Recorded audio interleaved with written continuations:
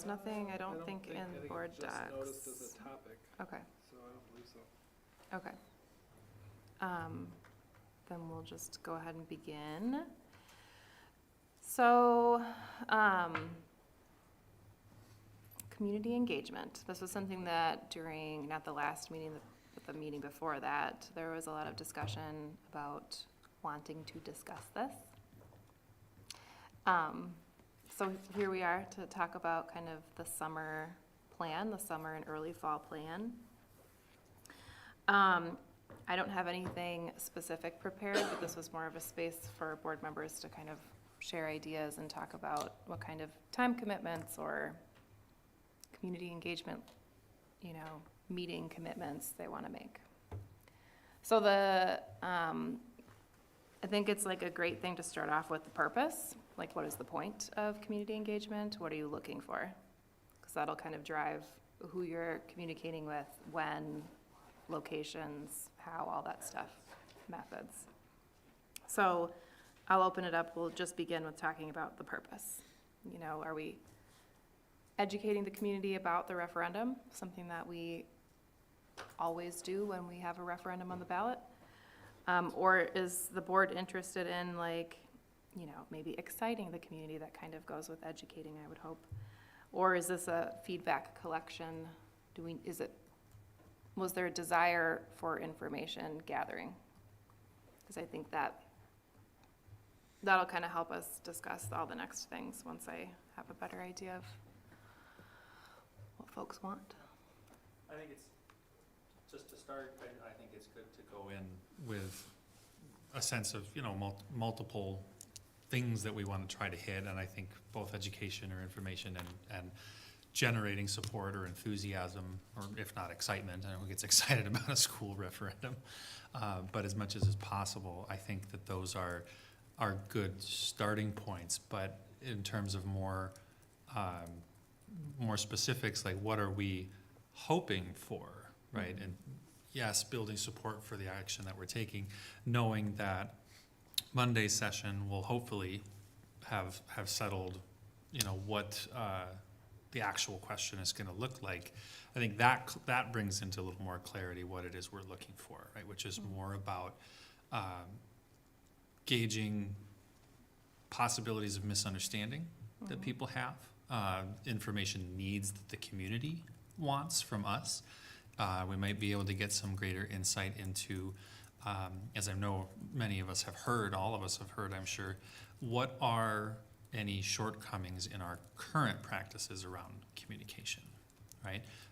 We have a certain number of levers that we pull regularly. How are those showing up in the community and in the community's perception of the district's communication in ways that maybe we don't recognize all the time? If that makes sense. I really agree with that last point you made. As an example, the public is really, they have a need to want to provide some comments to the board. And if our only comment for them is to vote up or down on the referendum, I think that gets really risky on the referendum. I think there's some social media, not Facebook, but the next door. Oh, yeah. It's useful. There's been a lot of chatter there, and I think it's fair to say the public has a great interest in providing information to us as a board about what they want, what they think. I almost feel like there's this pressure building up, and if we don't give them that opportunity, it's just going to continue to make things worse. The term transparency keeps coming up in those conversations. I'm not sure that everybody even agrees with that in those conversations, agrees what that even means. But I think we need to not just discuss our shortcomings. I think we could ask them that, but then what information do you need to know? What do you want to know? Yeah. They feel like we aren't telling them things, but I'm just one board member. I'm not the president. I don't speak for the board. I can't just go out there and say blah, blah, blah, blah, blah, blah, blah. I've made a few facts that are very obvious, like if we build on the Hogan site, this building will no longer be here. I don't think that's going way out, but then there's questions about where's administration gonna move? I don't know all the details. I don't feel I should answer that. And so by not answering, then that creates this, well, see, we can't trust you. We don't know what you're doing. And so I think, again, talking to the public about what do you want to know? What do you want to tell us? What are our shortcomings? And having those conversations are really important. I think there's also another round of public engagement closer to the election about the education and building support. I think those are two different types of public engagements that I have in my head and that I'm hearing. You're saying, lots. Yeah, because I've been following the Nextdoor thing too, and I've noticed on Nextdoor and in social media comments in response to the unfortunate Tribune headline, a lot of misconceptions about what we're talking about and what's going on at the board level, and the community conversations around that are taking a spin for the misinformed. So I think it's important that we don't talk about a communication plan from summer through fall. We need to start talking about what's our communication plan now. One parent, I don't know if she's emailed the entire board. It looked like it just came to me, but maybe she BCC'd everybody, I don't know. But she had a really great idea about us putting out almost Cliff's Notes of our meeting minutes after meetings. Our meetings are public. People can rewatch them online, they can look at the minutes, but the fact is a lot of people don't have the time or the patience to get through 4 hours of meeting material, or even 2 hours around a discussion around this. So if we control the message around the key things discussed, talked about, decided at our meeting, and put that out in a press release or put that out through our email blast or whatever after our meetings, I think that would be helpful, because right now there's so many people that are getting worked up about things that are just not true, and people thinking that I don't think a lot of people realize that what they're witnessing is us coming to a conclusion about things in real time. We're not, Right. distancing, putting ourselves in a vault, coming up with the plan secretly, and then deciding when to release information in increments just to tease the public. We only know what everybody else knows so far. There aren't more details to the plan. So when people are taking things like, well, where's administration going, and why isn't the board telling us that, and labeling that as us not being transparent or us not communicating well, it's simply because we don't know yet. There's a lot to be worked out. So I think we need to start considering how we can improve our communication to the public starting now. With our last referendum too, I hoped that we would have some sort of beef up in our professional PR support. I don't know what the plan is for that. Nick Marcoux is great. He's one guy. He's got a lot going on already. So I don't know if there's somebody who could help us with marketing and PR plan starting now, or if he's got capacity to do that. But the number one indicator of the success of a referendum, according to the school board conference in Milwaukee last year, is how much the community trusts the school board. So we've got our work to do. That's all. Can I, just one thing to bring up to that, and those wonderful points. When I was on the board for the lacrosse center, and when we were looking at doing the big addition, that nice cheap one, we actually hired a PR firm, and it wasn't just a limited basis, but we hired them to help get the message and stuff out, because they're professionals, and they did a wonderful job, obviously putting a positive spin on, because it is, but it eliminates a lot of the naysayers also, because the answers are there then, as much as we know. And to your point is, I get questions all the time too, and it's like, well, we're not at that point yet, I can't tell you where Hogan's gonna go, the administrative center, and it is frustrating for people, but it's still early in the stage, and I keep on telling them that too, but no matter how fast we move or how slow we move, it's not the right move, so. Okay, we're I think there's something to be said about at least seeking some help with our PR. Yeah, it definitely feels like a damned if you do, damned if you don't situation, because if we were doing our workshops in the way that we did before and came with a plan, the accusation would be, you didn't seek any input, we didn't know what you were doing, all of a sudden you have this plan. So we've had these meetings where we've talked about things and hashed things out and come to agreements on parts, but not all. It's still happening. After the meetings, the last couple of meetings, I've met with the press and explained what was decided, what's left to decide. On like Monday with the Wagenhogen Neighborhood Association. Mapped it out, like this is what's been decided, this is what remains to be decided. There were questions like that, but, you know, I think it's reasonable to point out that things are still happening. And hopefully we'll get to that point of having all the pieces put together, but because this is like incredibly complex, this is potentially closing 2 schools in a year and building a new one, hopefully. Like, there's so much that you can't accomplish in a meeting and have ready to serve to the public. So, like, I guess, like, ideas for how to share that out would be useful. I don't have, like, personally have the capacity to every single day go out, but when the media requests interviews, I have done interviews and shared. Yeah, I have 2 thoughts. One is we need to honor what we'll talk about in a little bit in our board evaluation, but our policies of the president speaks for the board. And but people come up to all of us and are talking to us, and I'm struggling with, well, I don't really wanna say, but if I don't say, then I look, you know, like I'm not doing my job or we're hiding something. So, I think we as a board should kind of provide some clarity around that, particularly in a referendum type of setting.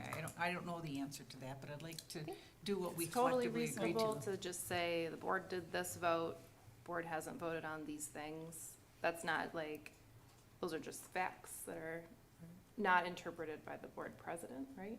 Yeah. The only thing that I see as like, the president speaking for the board is related to like a big press release about a new vote, but. Right, and again, I just wanna, I think it's really an important piece of our policy, and I know when we were new to the board, we were made very clear about what we could or couldn't say, and I wanna honor that.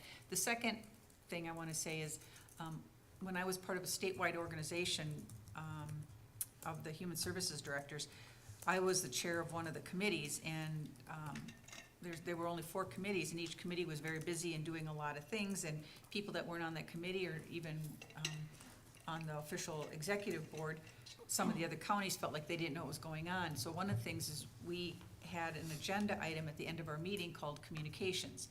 And when, as chair, then I would make notes throughout or whoever was assigned to do that throughout the meeting. And so then at the end, we'd review them. Are these the bullet points that we can communicate today? Or send out to all the other counties that aren't on committees or are on other committees, so people know what we're doing. And that seemed to really help a lot, and I think that's not saying those are our minutes, those are just our communication points, but at the end of each meeting, we had communication, and then we listed, and sometimes it's there, we discussed first to 3 and no action was taken, or whatever it was. Or, we can make it as complex or as simple as we want to, but I found that to be a helpful tool. And that way, it's So- not just the board president, but all of us could share those things in a way that we collectively agree to, and still honor the board president's role. So Nick has been, after our meetings, as we've discussed this, been pushing out like a recap of the meeting, what was decided, what was eliminated. I don't know, have you seen any of these over No, and I'm email? a district parent. Where do they go Like to? coming to board members? Should be across the district all. I get it in my personal parent email account and this one, but it's also what The I newsletter believe he sends to the sent. press. So it goes to, I think, all district email There have been addresses moments where and I've seen parents. that, but not consistently after our meetings. Do you get it after every meeting? I think he's been pushing it as we've been going through As this we've been process. doing this, it's been happening, So who- not our other meetings where we do regular business. Is it possible to show that on like Facebook and stuff like that, where it's getting out to a greater audience? Probably agreed to come. Probably. I don't know if it has been shared on Facebook or not, or, I haven't seen one on Facebook, but that might be, if it hasn't, it might be yeah. an idea. And neighborhood, you know, we can share them on all neighborhoods. That's another, I think accessibility for people to read them. And I think Deb brought up a great idea to have a bullet point like that. You know, because people don't, you know, the KISS theory, you gotta keep it simple, silly. And, they like the bullet points because they don't wanna read, you know, a 10-minute synopsis of what was talked about, and if we can keep it, short and sweet, it would be nice like that. I think that's a wonderful idea. Yeah, You work with Nick on those. yeah, yep, he sends it out and I make edits if it needs to happen. I don't think I'm and then- seeing those either in my personal email. I saw one after there's one from 2/9 and one from 2/21, but not the one since then. I think if there wasn't action, it might not have been a thing, This last one, we didn't have one, cause because there was nothing no happened. board action. But I think, I mean, we can even say, you know, we talk about, or we're gonna have a workshop to talk about how to engage the public, even some of, I don't know, I guess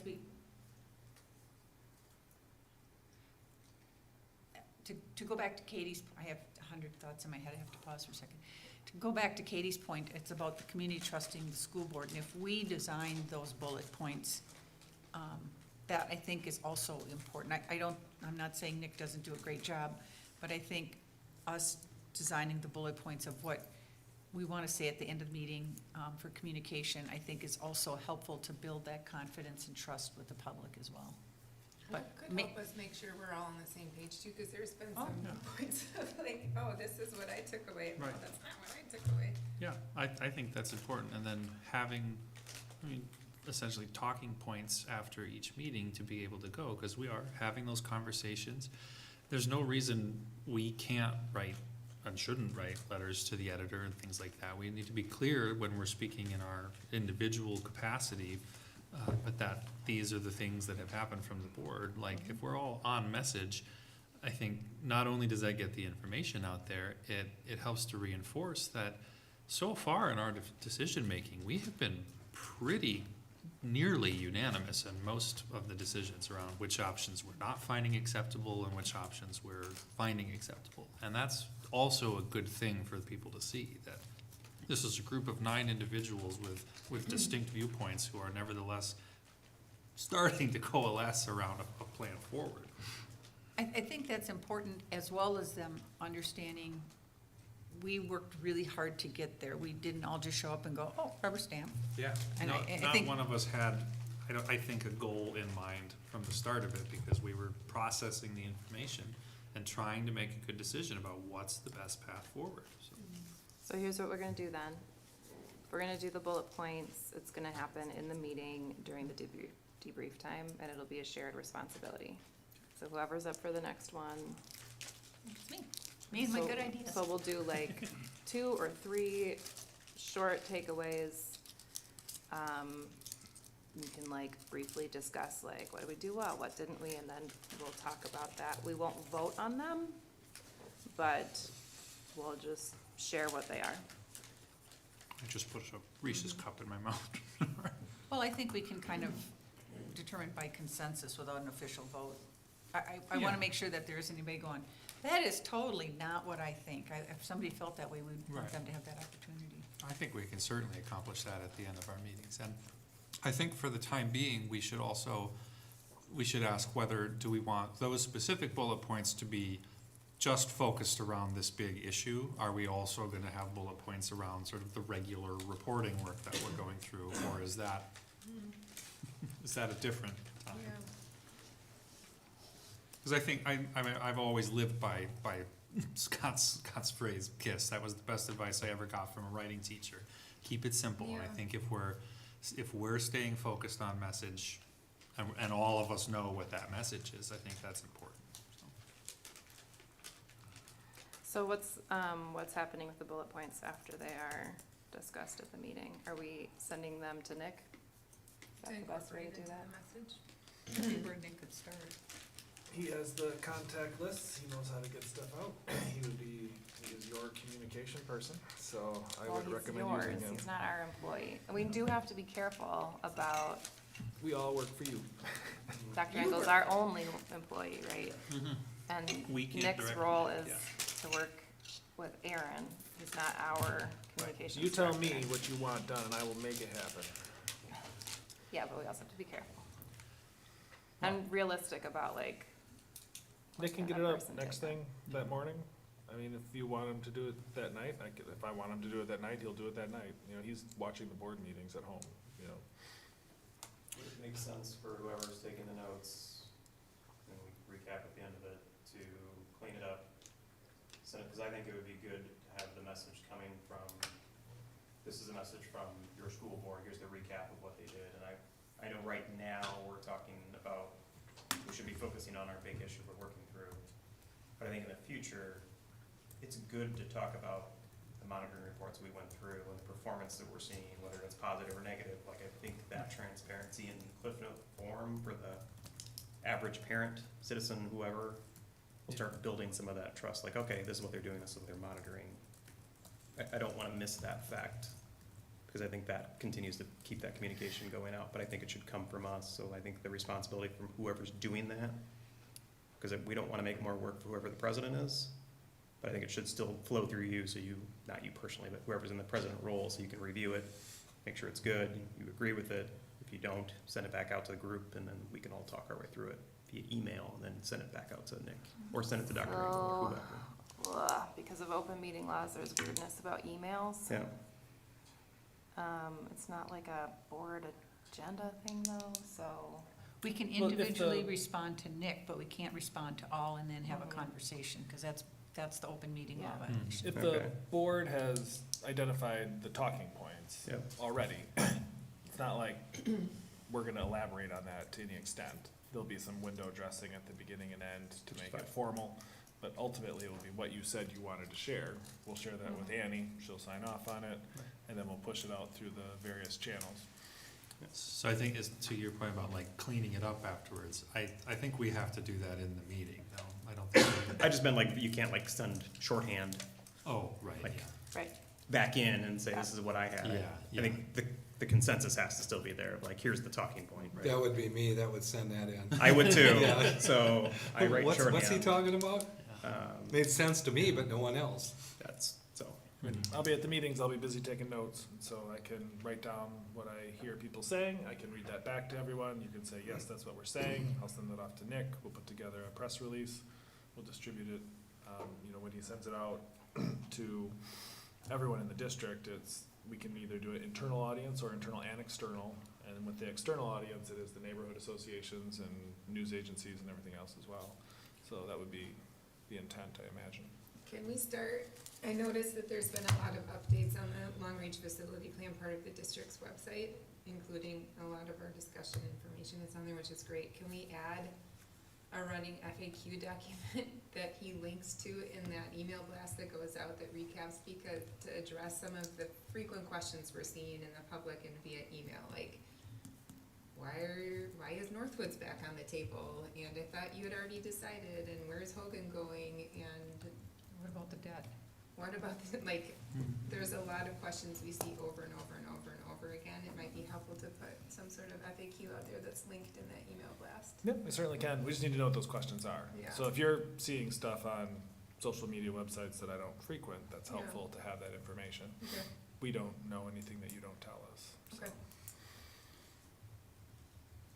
So I think we've agreed how we're gonna communicate our meetings, but we still haven't figured out what we're gonna do about public engagement.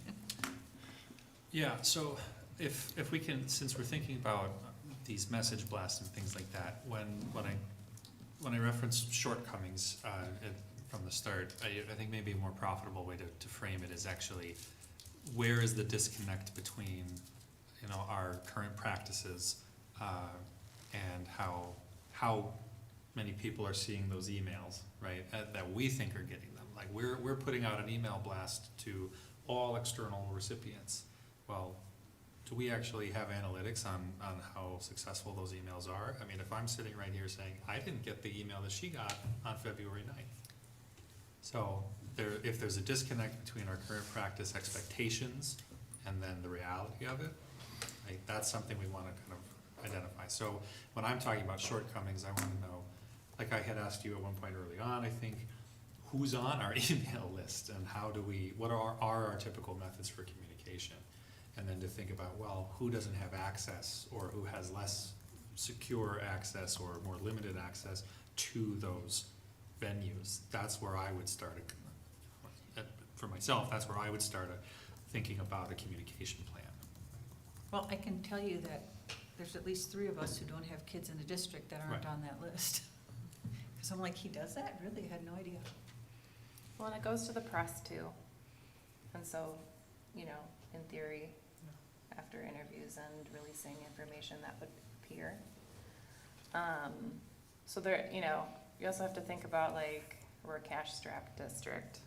So what are the ways that we can do that don't require, you know, if you're sending a piece of mail all the time, that's gonna cost a lot. As we all know from campaigning, it's expensive to do mail. So, like, the different ways of getting that information out there that are also not costing us a lot of Well, I money. think going out on the Facebook, on having an account on the next door, or all those kinds, I mean, looking for groups in Facebook, because not everybody follows the school district on Facebook, but they might follow the You're From La Crosse group or whatever. I think there are a number of ways, we just haven't maybe dug down enough into what those channels are to look at that. And the best part, it's free. Fits our budget. Yes. Yeah, and I should say, I'm of the opinion that whatever the communication plan is right now, it's gonna rely on our legwork for the time being for this issue, because of all the reasons you just said. We are putting out email blasts, all of our information, you know, it is transparent. The board meetings are recorded, everything's posted online, you can find it, but that doesn't equate to it getting out there, right, and disseminating in the way that we want. So we can't merely be transparent. We have to go further and try to engage. So that's where I'm starting from, right? And so what I have been thinking is in terms of, are we able to host some community events, some town hall style stuff, right?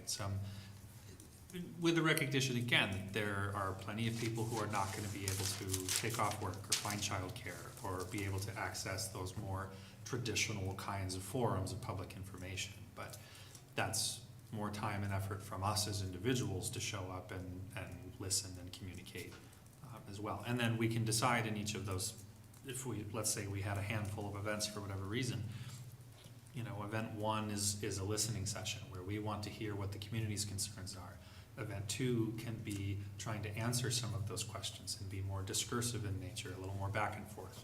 Event 3 can be something different, so there are different kinds of styles of community events we could potentially be hosting. I just throw out there to defend what you will inevitably experience with your efforts at transparency, because I've experienced this continually for my entire career as an administrator, is that with transparency, it is not enough to simply publish information. It also is necessary for citizens to be active participants, to seek out information for transparency to occur. It is a two-way obligation, and you're right to feel irritated, I think, at times when people say, well, you weren't transparent, you didn't provide any information. Like, what can you do more than what you've done to this point in terms of being as transparent as possible? There's no school district that does what the school board of La Crosse does in terms of transparency right now. And so I just throw that out there as you move forward, because Can you elaborate on that a little bit? On the ways that we're videotaping, different? live, recording those and saving them in places, every document that you've produced up on a website for people to find and access, whether it's the facility advisory committee process, your workshops, the school board process, the Meeting with staff all the time. meeting with staff continually in far excess of what other school districts do. The sorts of linkages that you do with the community don't exist anywhere else. It is incredibly rare. And so the level of transparency that exists in our school district goes far above what other school districts do. And in terms of communication, Nick is a statewide resource for how to do communication right. He was on a collaboration of educational marketing and PR folks on a webinar the other day, and people turned it over to him. Nick, what are you doing? We see lacrosse in the news all the time. You're getting your information out there. Like, you sold a referendum and it was successful with the operating, and while the capital failed, like, our consultants are telling us to look at lacrosse as a model for how to do this. So it doesn't feel good all the time every day in lacrosse, but in terms of the feedback we're receiving from others around the state, this is a model for how to do it right, both at the board level and the communication level. And so I just throw that out there right now. Like, it's good to do more. It's good to keep pushing the envelope, to keep seeking ways to increase transparency. It also requires active citizens who seek out information. Because at the end of the day, it's the dual responsibilities there. Well, and the challenge is with the advent of social media, we all get our algorithms and we see what we want to see, and we think everybody's thinking the way we think because we click on things and it comes back into our feed. But anyway, it's and everybody's decided how they get their news. And that's the challenge, is you no longer just send a news release to the Tribune and everybody sees it. You've got all the local media, you've got neighbors, you've got Twitter, you've got Facebook. But if they don't see it on there, you're not transparent because they didn't see it, but they're probably not even getting in their feed and it was already on there. So you're right in that it's a two-way street. But I mean, I think as long as we're working, and I think we are, getting the information out, that people have to try to take part of it. But I think it's, I think the different avenues we do are all important. And I think some of the things I've heard, people are talking about, like, they want all the answers right now. And I keep saying, well, we're talking November is when the referendum's gonna come. And we need some time to sit back and we want to hear what your questions are. I'm hearing a number of questions I hadn't thought of. Like, what's going to happen to the Emerson site if that were to close? It's a big concern for the neighborhood. Absolutely. And all I can say is, well, it's, it would be similar to what we did with Lincoln, where we work with the community, the neighborhood, and find out what the neighborhood wants that property to be. Lincoln and Roosevelt and Jefferson. I mean, so we've got examples of what we've, It's not and I just once, it's- said, well, I can't tell you what a future school board would do, but I can tell you what the school board has done in the past, and they've always listened to the neighborhood. And they haven't probably sold it to the highest bidder because if the highest bidder came along, they want to do what's right for the neighborhood, because why wouldn't we? Well, So, and you can write an RFP to address the neighborhood's needs, just like we Right. did. so I mean, so I think there's a lot of, I keep telling people to, the time's gonna come. We're still in March, and we're talking November when we're gonna vote. Give us time and we can answer questions, but I think we need to be listening so we can do the FAQs that says, this is what we know right now. I would also throw out that while I feel confident we're on the right path, we have hired a marketing and PR firm in order to do an assessment of our practices in our school district to get a better understanding of what we need to do to improve. And Right. so that will provide great information, hopefully by this summer. It's not, as soon as we would like it to be done, this stuff takes time and they're busy folks. And so that information will also be helpful in helping us reassess our path as we move forward. Well, we're way beyond the days of when the Tribune had a beat reporter who actually covered every meeting and covered all the issues. Now we're only getting coverage because they don't have reporters, and we're getting coverage when issues are coming to front that are controversial or have more heartstrings and things. And so, I mean, we're actually having a reporter here every once in a while. Well, to be fair, and to his credit, Steve Rundio is usually in the front Oh, row for a exactly. while. I know, but I mean, it's not like it's a beat reporter who, Right. I mean, we used to have a reporter, I mean, I've worked in this market for 38 years. We had a higher ed reporter, we had a Yeah, education reporter, we had a health reporter, you know, on and on and on. And now I think there's like 2 reporters Yeah. who are trying to do everything. No, I agree, and I remember Terry Reinflesch would pump out 100 articles on Central Sports and Logan Sports, you know, and we can lament those bygone days, I think, but as I'm thinking about it, I was reading through our policies and our job description on this last night to think about like, well, what's our responsibility here? And I was just struck by, in our board job description, it says that we will initiate and maintain effective communication. So that word initiate jumped out to me. So I know that we're doing a lot of publishing, right? And I think if we want to look for opportunities to do more, that's where I'm saying it's us, it's our presence and it's our time that is gonna be the resource that we have, right? We can't throw necessarily a ton of money at a PR campaign, though I think eventually we will want to try to like brand this effort, right? I think that will be important when we figure out ultimately what our preferred path is and how to pursue it. But I really think it is incumbent on us as individual members to do what we can to be having the conversations, to looking out for opportunities at a retail politics level, like knocking doors. I agree. I think it's hard at this stage too, though, with so much undetermined, Yeah, right? no, I agree. You know, so like, could individual board members do op-eds? Yes. Right now, does it make sense? If we don't have referendum language, we don't have a specific dollar amount ask. We don't know where admin's gonna go, all these different pieces. So like, I agree that board members have a responsibility to do this, but also like refining the message is important so we're not muddying the waters as we're going. Sure. Like we need to go with like the clear, and I'm so hopeful that at this next meeting, we'll vote on the referendum language and just be able to put that out there and this is it. So then we can really do a lot of that engagement. I have a couple thoughts on this conversation.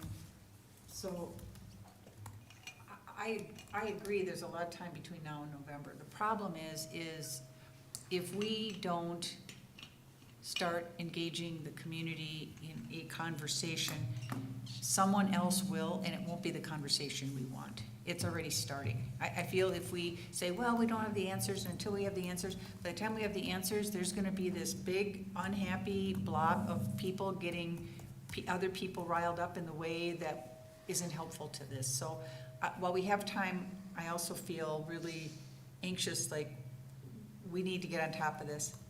The other thing is we've talked about transparency, but I think there's a difference between transparency and trust. They're related, but they're not the same. And I think our goal is the trust. We'll use transparency as a tool, and we probably do a really good job on getting information out, as Dr. Engel has said, but the trust isn't there. The trust isn't what it was 5-6 years ago. I don't know what's changed. We've talked about it lots of times about politics and other things, but it's the same community, it's the same school district. Something has shifted, and I believe with every fiber of my being, we can get back to that. And It's been a national and statewide thing in terms of trust in institutions, trust in public education, trust in government. That is a common occurrence everywhere that we're seeing in every school district that we talk to, every governmental entity, every institution, frankly. It's just a common occurrence that we're seeing. So it's not surprising that you feel like it's different from 5-6 years ago. But I also believe we can get back there. And I think everybody's probably dealing with it in the same way everybody's dealing with the truancy issue that we're dealing with. But that doesn't mean we just have to say, well, Totally. we can be the ones that solve it. Right. So, I also think we don't want to go and just equate trust with agreement though either, right? Right, like we can have the trust of parts of the community that say, I wouldn't have decided that way, but at least the process was good.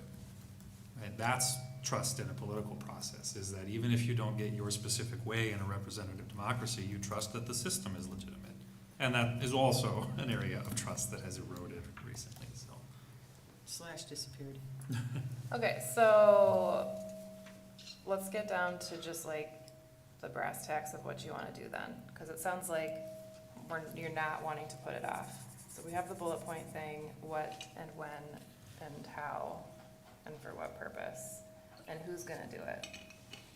Well, I There's a lot think of with- questions, but like it's March 13th or something, there's like a meeting next week, and then there's a holiday coming up, right? And then a new board steps on in mid-April. So is something happening in that time frame? And if so, what is it? Who's doing the talking? What is the information that people need? Where is it occurring? That's where I wanna go right now with this, before we go on to like ideas about future things. Like I just need to know for scheduling purposes what people need.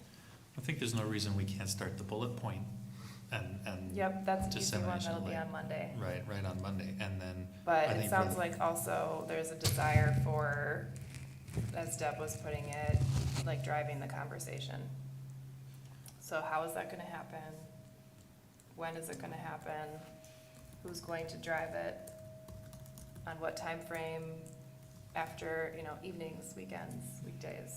How is the media involved? Like, those are the pieces that I just need for Yeah.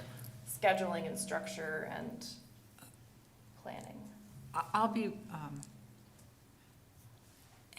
I'll make myself available whenever, however, I feel so strongly about this, and I will help. I'm not sure the board is confident in my voice speaking, being the leader of it, because I'm not always in agreement with everybody, but maybe agreement and trust, as you said, maybe we don't agree, but we trust.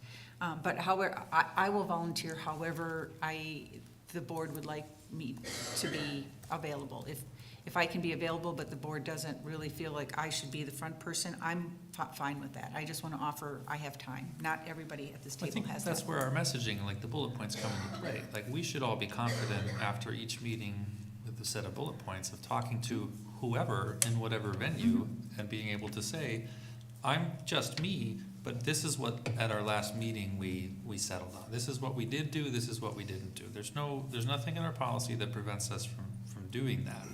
What we need to be careful of is ensuring that we're saying, I am speaking in my individual capacity as a board member, but this is information that we all agreed to share out. And that is step one in directing the conversation, I think, right? Showing that we are all on message, right? And it's okay to talk about your personal misgivings and your opinions on, subsets of issues and things, as long as you're not representing that as the board, right? Unless I am mistaken in Nope, my that's rating of the great. policies. Yeah, I mean, the votes are plain and simple, right? Passed or doesn't. Right. There's no interpretation there, right? The board president's role speaking for the board, I see as like those weird gray areas, and then if there's like a big vote and be available for the press.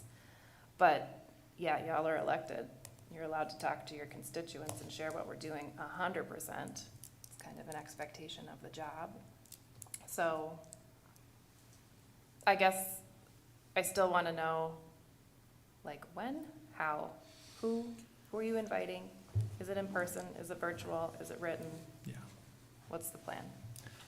So my suggestion for events, obviously, there's a lot of logistics and And it timing sounds like that it's goes into that. happening after the next meeting, potentially. I think it would be really premature to have a meeting before Monday where we are just inviting the Well, that's what I community. mean, like, Yeah, next week is a meeting, and then there's a holiday, Yeah. and then there's an April 15th meeting, and then there's new board Yeah. members. So I just need to know, as you're wanting to engage the public,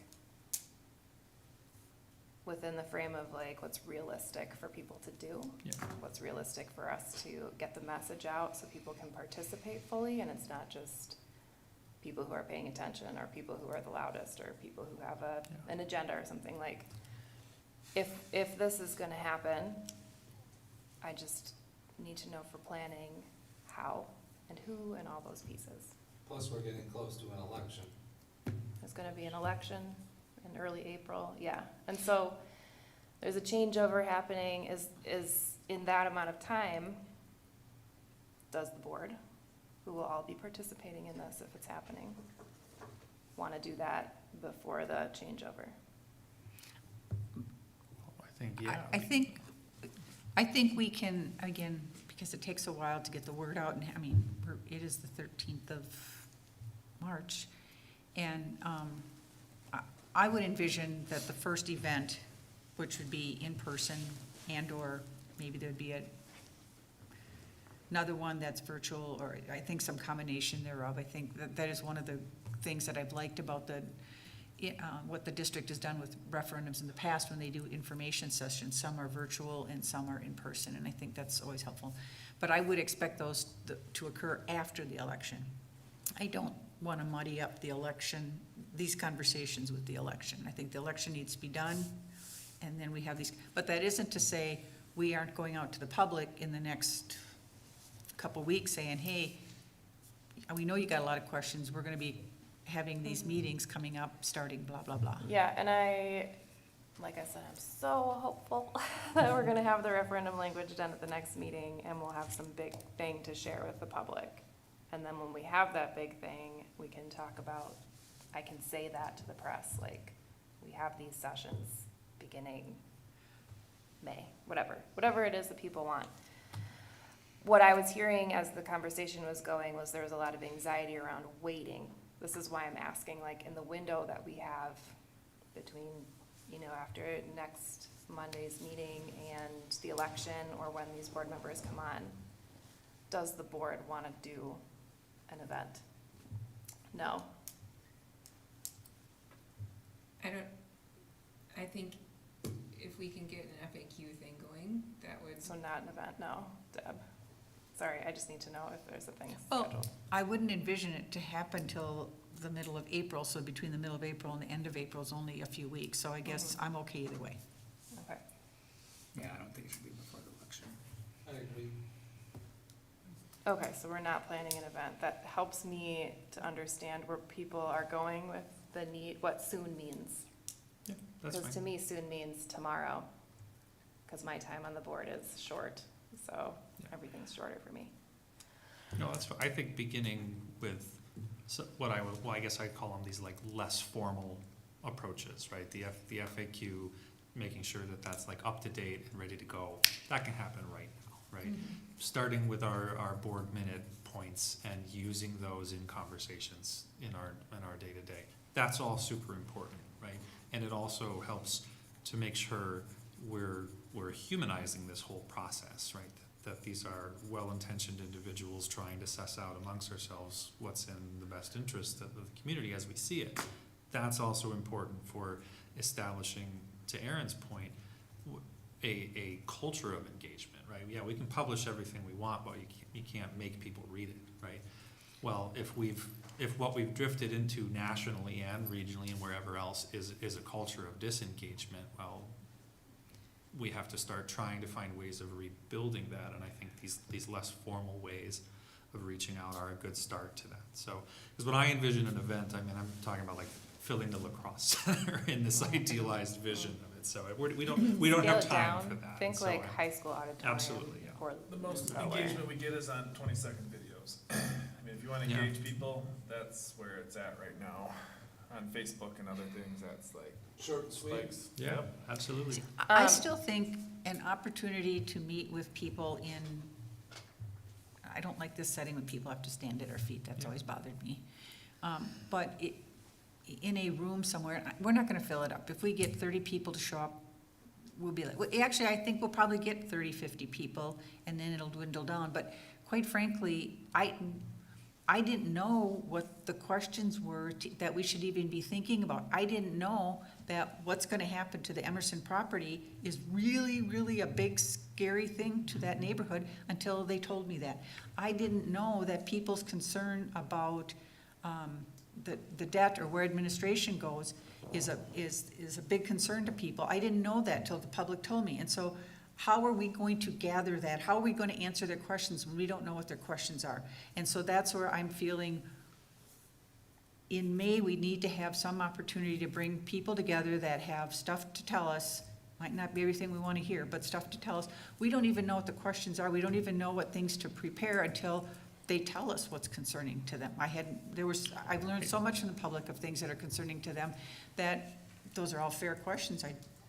You deserve an answer. I just don't have an answer for you right now. I think you're right to an extent, but I think we also have, at a number of points, and I personally have been trying to think of those next steps. And so what's happening with the property, and what's the logistics of moving? How am I gonna access the district resources? Those are questions that I have thought of, I'm sure others have thought of, and being prepared to answer those. Like, I think if we had, question and answer sessions, open houses at both of the high school auditoriums, we would see way more than 30 or 50 people in each of those spaces.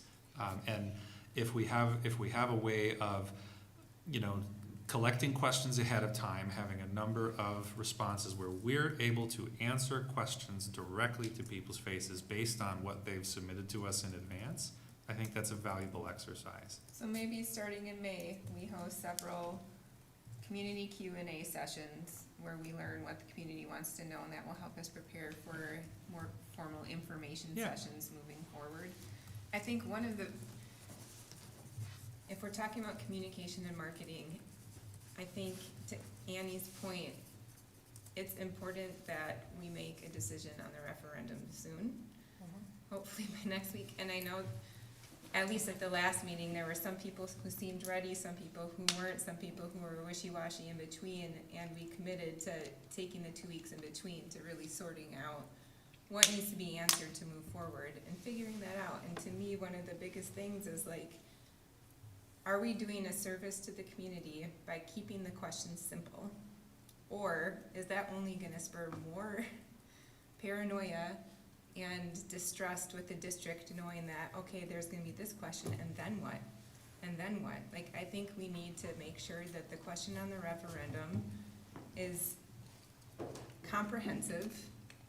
We need to finalize our FAC plan through 2050 and be clear that there isn't a plan for consolidating high schools in this 2050 plan.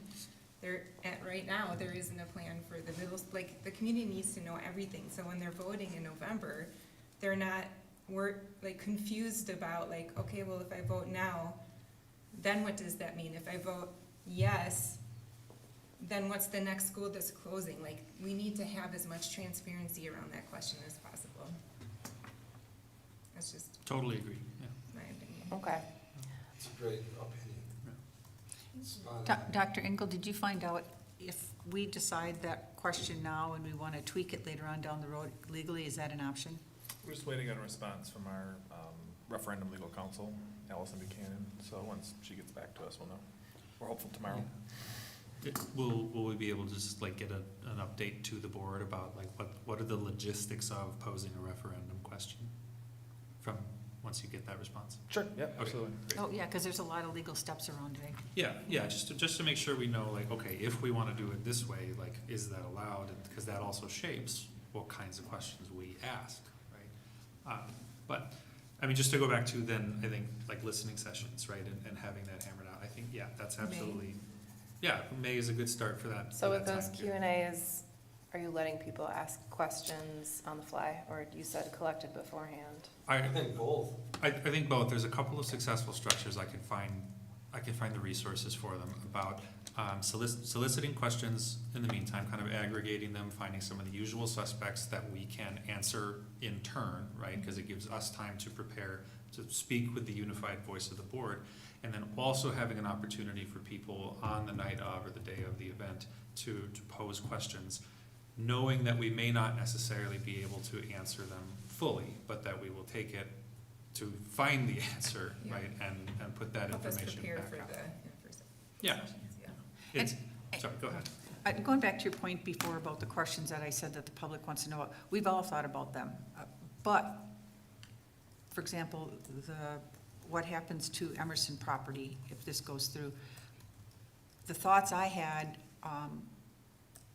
were very different than, the perspective I had is very different than what the individuals that I've talked to have shared with me, and they've really helped me change my perspective. And so, doesn't mean I haven't thought about them, but I haven't always seen them from the perspective of individuals from the public, and that might change my perspective. Oh, absolutely, I agree with that, and I didn't mean that I have anticipated every concern, right? There are the known You can try knowns, the that. known unknowns, and the unknown unknowns, right? And there are always gonna be those unknown unknowns, right? The perspective that you didn't anticipate, oh, I didn't think of it that way, I should, and I want to take that under, I absolutely agree with you on that, so. I think it's good to get as much staff input as well as we move forward with these meetings and stuff. Make sure that they're gonna have questions as well, right?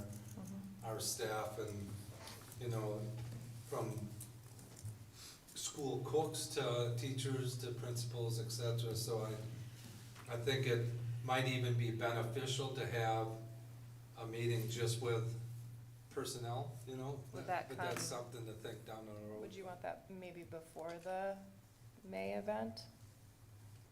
Or, I'd love to sit down with staff, particularly from Spence and from Emerson, collectively or separately.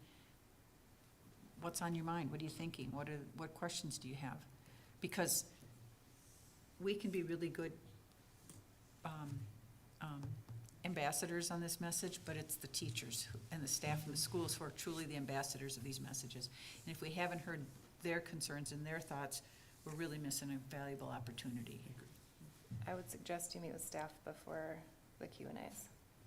I agree, and I think that's easier That's a to good set idea. up too, right? I mean, and we can also, can we not pursue less formal ways of soliciting their feedback? I mean, just like putting out a Qualtrics survey, right? Well, even emails, I mean, but at least we're getting some sort of input. But I do think meeting with them is important. Right. And asking them, like, in your professional capacity as our faculty, as our staff, like, what is significant to you in this process? Like, not just as community members, but, you know. Do you want to do surveys or do you want to do meetings? Or do you want to do both? It might be good to start out with a survey. I think there are some staff who have thoughts that they would not share in a public meeting. Yep. Unfortunately, I prefer that professionals feel they can speak their opinion, but that isn't always the case. And so I think if we get some surveys, might help us structure the meeting better. Okay. Do we want to workshop some questions? Well, that's my next question is who writes the questions and delivers the survey? And typically our surveys around referendum questions have been school solution. What was that one? We use Qualtrics internally, we use Google Okay. Forms, if that's more convenient. School When perspectives. we do Something formal like that, things, yeah. we use school perceptions for. So then, like, again, on the planning thing, Corral and all you all, do you want to write the questions as a board? Or do you want to defer to our administration to write the questions? Do you want it to just be open answer? Well, I mean, box, and there's they can always a fill it all last, like, please share any additional comments or concerns you Mhm. have about the process or information you think is relevant. Maybe if admin could put together a draft that we could review and provide feedback on to get us started. And we might even want to add a few things to it that we've considered. I think it's a combination of both, honestly. That's. So what- start 'cause with the admin and then provide feedback or additions. Yep, and then we talk as a board to see if we want to add or, It's the board survey. I think that we want to Yeah. clarify with Yes. staff, this is Right. the board survey. absolutely. It's our seeking information. Obviously, our staff are helping us Right. do it, but it's the board survey. What do We, you hope to learn? we clearly want to know what people's concerns about potential consolidation are, right? We want to know, Both positive and negative? well, I mean, obviously concerns, but concern then, is a yeah, concern, but but I mean. I would want to know, like, What concerns do you have? What opportunities do you see? what opportunities do you see for the district in, you know, pursuing a consolidation referendum? Strengths, weaknesses, opportunities, threats. Yeah. Yes. Those, like a SWOT analysis, that's all open-ended. Like, we Mhm. don't want a survey coming back with every question, open-ended responses. Somebody I has mean- to code that and then Yeah, crunch it, a board member like or an maybe, administrator. I mean, we could Aaron. maybe phrase the question in SWOT form, but then have like bunch of checklists. What are, pick your top 3 concerns, check, check, check. Yeah, that's I it. don't know, something like that. And leave an other. Yeah, We can do a theme analysis and provide that feedback. It doesn't have to be checkboxes.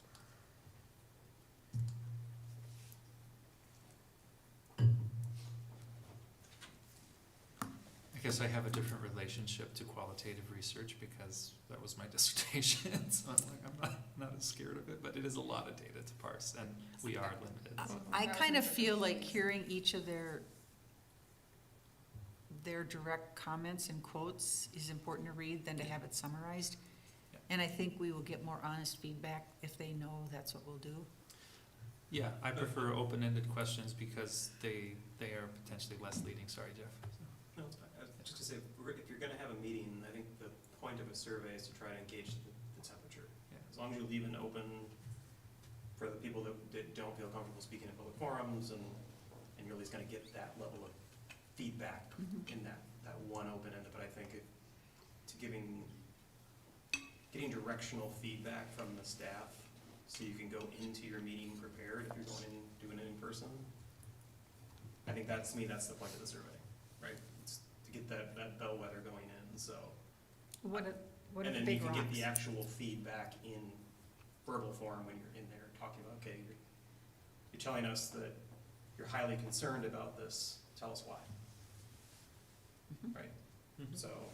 And then when we in have your our in meeting with them. You could tell us why, right? Right, and when we have our meeting, we can go over those Yeah. surveys and stuff and talk face to face with Correct. their concerns and how they're excited over the opportunities and stuff like And even if that. they weren't concerned, okay, tell me Right. why you're not concerned, like, tell me what you're excited about, so, yeah, I would probably steer towards check the box as much as you can.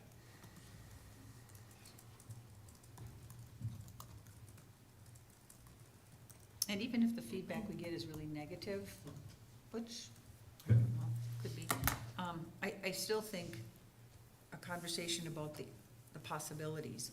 I had a conversation with one parent who had a lot of concerns, but then I talked about,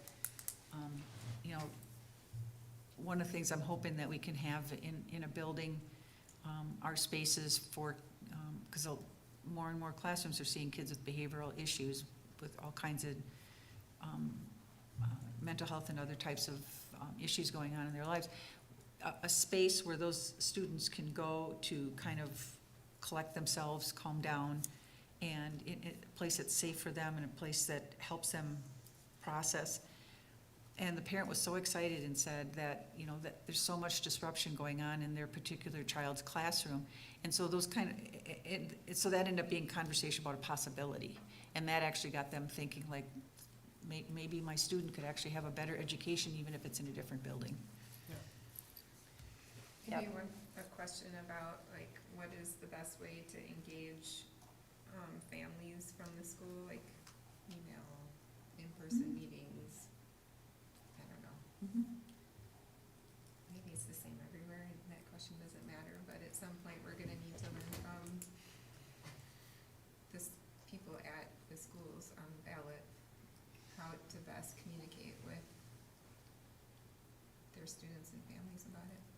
I think as long as I think Dr. Engel said it, communication's a two-way street, so no matter how much we communicate, there's gonna be those that claim we didn't communicate, which is frustrating. I lived it with the Common Council for years, and we did our charrettes and we did all that, and you really hope that you hit everyone, but it's just not feasible or possible. But I think as long as we know as a board that we've done everything we feel we can to communicate with both the staff and the parents and the public, considering it's taxpayers, deal, I think at least we can feel good about it. And I think most of the community will understand that then, because no matter what, we're gonna have the group that says we did the horseshit job, excuse my French, of communicating. I just popped out, I apologize for that. I think that's German.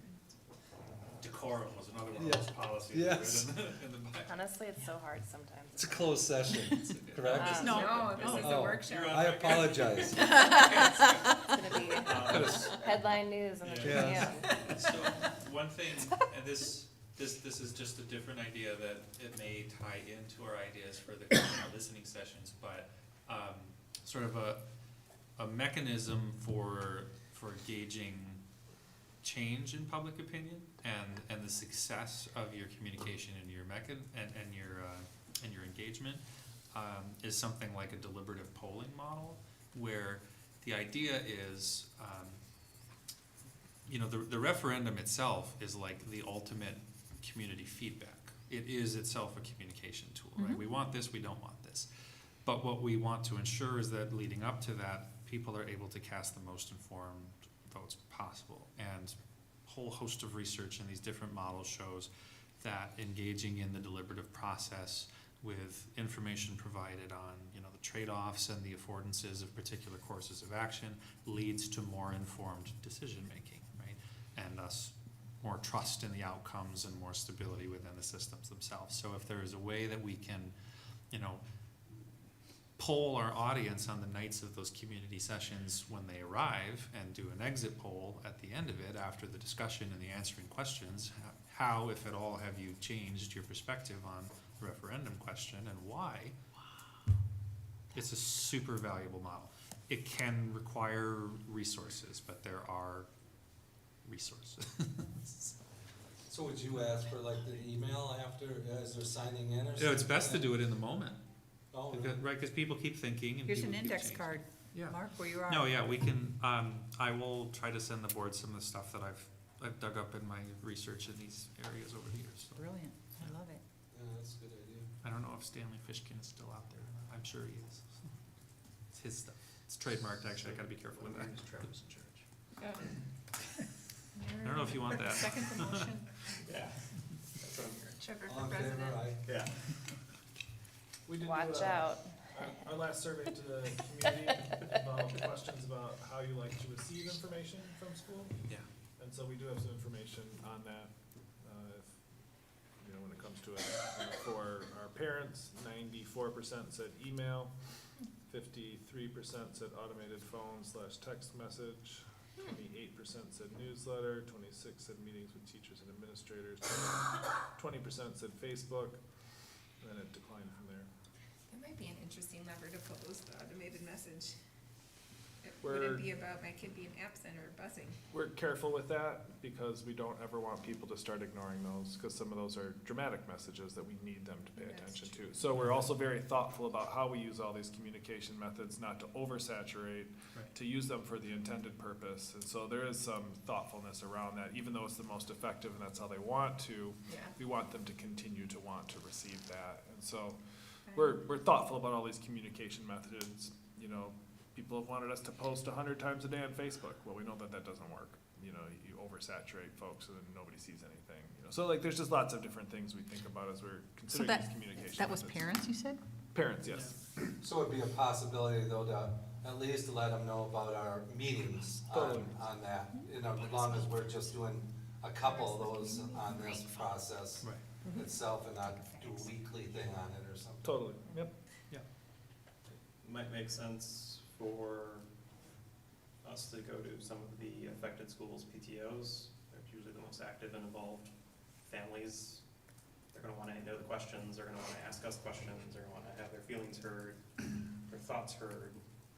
But it might help us get information that's actual information into those, because I see lots of information and it's not correct. As you hear people having discourse, or look at people having discourse.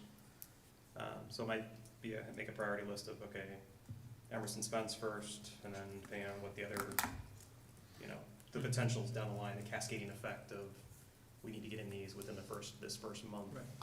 And have the similar type thing, but in that setting with the PTO. Right. To really make sure you're going to them. Yep.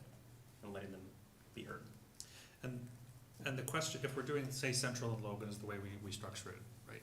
It doesn't have to be, well, this is just for South Side families, this is just for North Side families. Of course, I would want people to come to both sessions, because they don't have to be the same either. So if the first one is focused on this part of the question, or like questions about this aspect, and then, you know, we can go topically, in other words. Do we run into problems, I wish Laura was here to ask, maybe you know, if you're going as a full board to a PTO, do you have to open it up to the full public if it's the full board?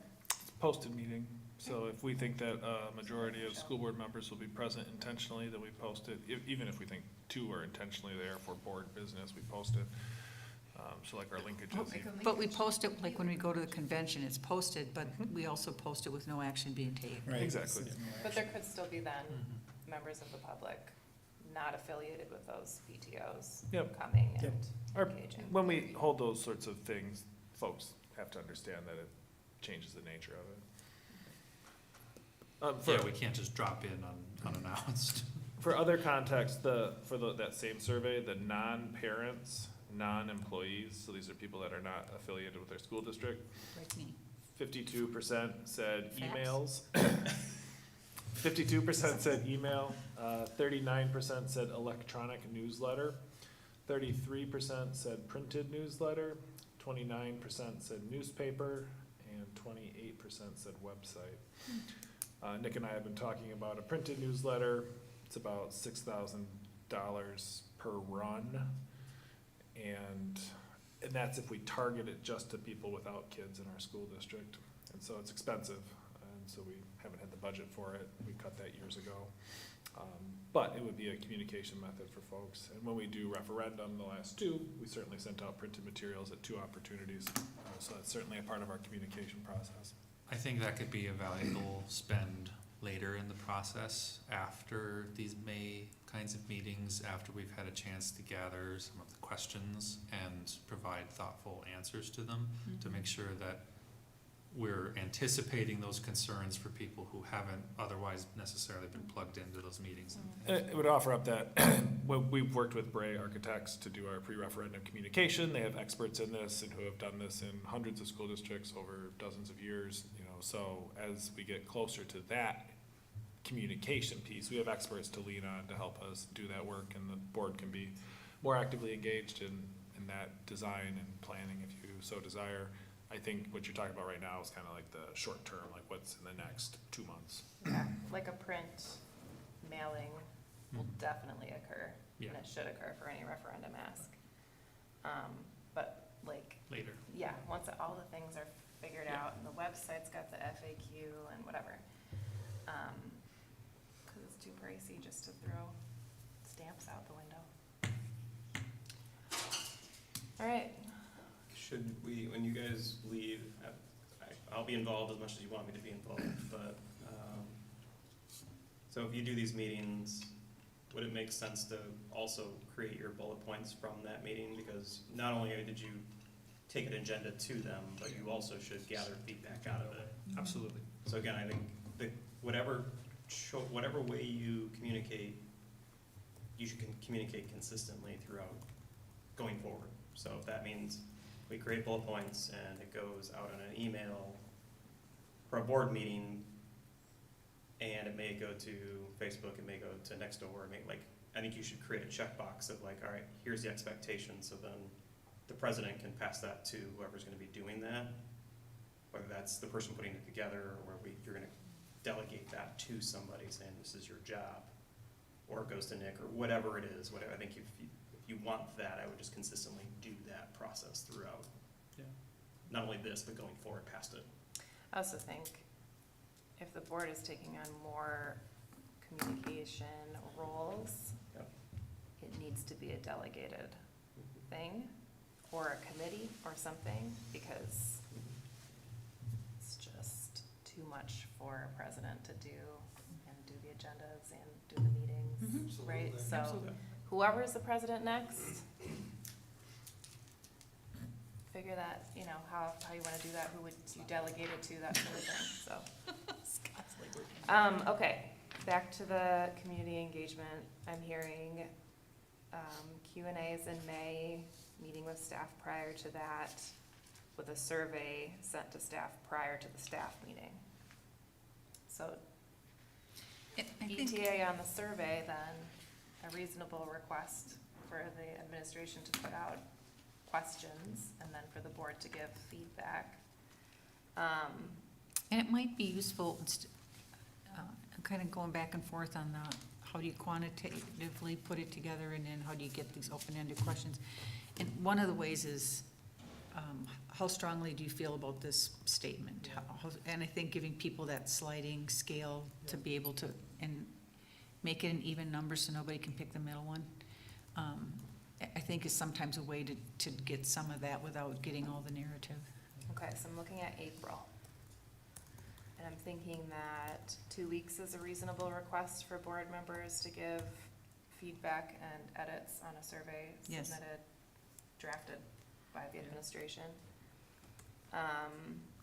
And then you probably wanna have a survey out for 2 weeks? Is that kind End of? of April, for sure, I would think, right? Yeah, for We're staff, gonna you, start having meetings in May. Okay, so if you're sending out the survey end of April, like April 29th, so that gives you 29, 30, and then May begins on the Wednesday. So then the board would need to receive a survey by April 15th, which means the administration would only have 1, 2, 3 weeks. There's a holiday in there, Is that enough time? I don't know. We can put together a survey in a weekish. That would give the board a week to kind of figure things out, the week of the fourth week of March. We get it out to April, or to staff the second week of April, and get the results in the fourth week of April. But you'd want the board to give feedback too between, right? So you said you Yeah. have it done, Survey to the board the fourth week of March, okay, so that'd give 2 weeks to refine it, to okay, put it out to staff in the second week of April. So that's, 14 days. okay. And then staff meetings the first week of May, community meetings the third week of May, 2 each. And plus, I'm assuming we'll have to have a meeting, and probably a special meeting or two in between there would be my guess. Probably, yes. So for board members continuing on, probably ask Laura to send out availability for like all of May, because you're gonna have a lot of meetings to go to. And then also the end of April for meeting with staff. And if you want, I mean, Does staff, does that sound right? So we'll ask Laura for an email.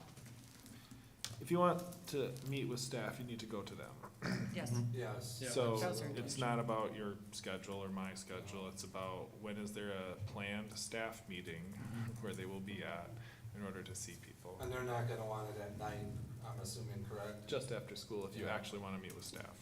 On the clock. That's the other thing that has been a challenge for the board, as many board members have other commitments during the day. With linkages and stuff during the day, it's hard to get a good board representation, so any community engagement you do, whether it's with staff or with the community, should have like robust board members attending to show that it's truly something that all the board members support and are excited about. And so with that staff one, is there like a general time staff meet, like every Monday, first Monday? It's different in every building. The ideal time, frankly, if you want to meet with staff, would be April 19th, because we have a professional development day. And so there's an opportunity to have a captive audience to a certain extent to meet with everyone. That would move things forward a little bit, but there's no reason we can't have things done in time for that also. So that would be kind of an ideal opportunity. There's lots of things planned for that day already, but people would, I'm sure, be excited to engage in this also, so. I just throw that out there, it's like, if you wanna see like the largest possible cross-section of folks with a captive audience, that is the best time, would minimize all the other hassles in terms of like gathering staff feedback. So that would be before the new members are seated, but also like the weird in-between time. So do we have a concern over that, where before the new board is I don't think it's a big Because deal, we're 'cause just you getting just get question and feedback. answers at Yeah. that point. You'll They'll slot record into the what's They would happening, and know then they're that'll be shared. elected, they could be invited. I mean, they Yeah. can come if they Yeah, want. by that point, we'll absolutely. know. Yes, and they could come too. So it sounds like April 19th, nods happening around the table. Is that a Friday? It's a Friday. It is. There's no school on that day because of professional development. I already held my schedule for that day. Is that the day, what, and it's right after school? Be during the day. During the Right. day. What, yeah, what time It could would be right away in the morning, it could be right after, kind of like the business, it could be over lunch, there's a number of different ways to do it. I've gotta find out exactly what's being planned for that day. because Maybe you we can have get stuff back to us scheduled. on that. Absolutely, I can give you the best options for seeing folks, and they may be meeting as secondary or elementary in different ways, and so there might be opportunities to meet High twice. school musical opens on the 19th, just, but not till 7, so We should be done by then. I would sure hope so. Can you imagine? Okay, so April 19th, that means the survey's delivered to staff that second week in April. So board members may only have, like, if you want to give staff 1 week to look at it, and it goes out on the 8th, and it is closed on the 15th. That's okay, because You I would think have if like people 3 days to look at it. have 2 weeks, they wait 2 weeks to do it. Yeah, I agree, and I think we kind of say like, hey, this is important, and we really want to do this with you. I mean, encourage people, Okay. so.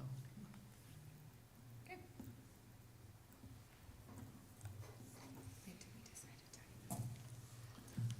And then we'll have. Is there a time that works better for board members? Like if we were to be part of the morning or the noon time, does it matter to anybody that they'd be more or less available? Because I can be available all day, obviously.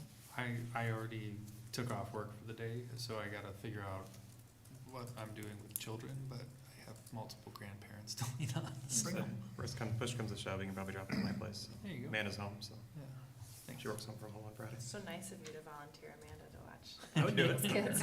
We both working on one Friday, so You just let them run around the auditorium. my kids will be home too. They can watch them. It's a good opportunity to show them the democratic process. Yeah. I'll have 600 teachers available. So nice of you to volunteer their time too. You guys have to be very careful. Okay, I'm writing the April 19th notes, and I know Aaron wrote all this stuff too. My youngest child's 24, so I probably don't need a babysitter, except for myself. If they're available, let me know. All right, I'll do They that. could be the babysitter. So then, as far as community engagement, we'll get we'll have Laura send out availability in May. So look at your May calendars, if you have any vacations.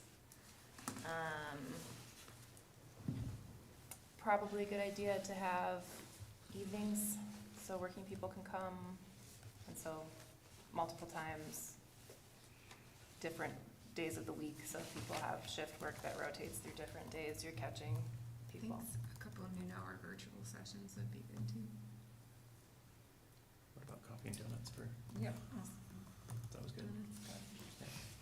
Honestly, a quick trip donuts. Friday, the 24th would not be preferable for me. It would just be an extremely long day from a big event I have. When Alaska gets out of school in May. Fridays aren't a Oh, good yeah. day in the summer It's anyways, not. not that summer, but people start planning their weekend Yeah. stuff and. I think also probably watch out for all of the spring concert, like there's orchestra on the Yeah. 9th and band on the 16th. There's a choir thing on the 21st. There's gonna be graduation, like, Yeah. work around those things so that people. Baseball. Let your partners know. You just show up to those things and you present to them as they walk by. Tabling, Right. let's just do some tabling. Ask them much. how they feel. What do you feel about Can we get a this? slide? We can have a 7th inning stretch at a baseball game or There a you go. softball game and Yeah. ask questions. Actually, might make it very fun. Okay, Don't think. do we wanna talk more about engagement, or is that good? I'm gonna have to Engaged. Trevor's done, so. Sorry. Okay, so are we done with that piece? We're gonna move into, board self-eval. The survey format worked out really well. Laura did a nice job with Yeah, she's so great. Where did my thing go? Didn't delete it. Did Laura send to everybody else? Yeah, she sent an email. with the Okay, site good. on Did I The two archive PDFs.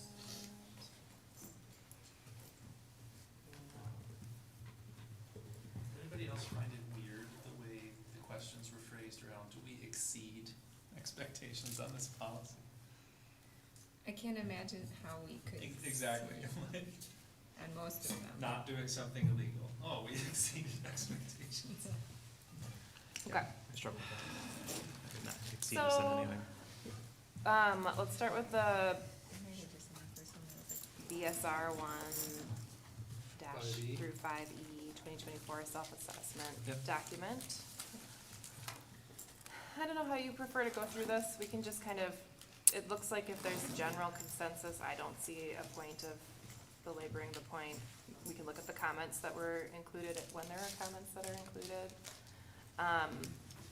There are two policies that I want to discuss a little bit more as we go. One is, relates to the auditor. Do we wanna take that out of the policy if it's not a practice that districts in the state can even do? Cause it costs too much, right? So that's a question when we get there. The other one, relates to the student representatives on the board. We have, a central and a Logan rep. Our policy also includes language of how to include a rep from like Poly CRVA. We did everything weird this year in order to get students, so I think as we like look forward for next year and how we wanna bring students on board, if that language fits what the board wants to do, then it doesn't have to change, but maybe just be aware of what the language is. There were questions, when Poly was under consideration of why there wasn't a Poly student at the table. With multiple different high school, like how, what does the board wanna do since we don't have just the two traditional high schools? So that's coming down the pike. So the first one we'll look at real quick. Well, as I reviewed this process, I really struggled with, am I evaluating our board or am I evaluating our policies? Because our policies can change. These are our policies, So and this if we one are. was just for like the board meeting the policies. The policies absolutely can change.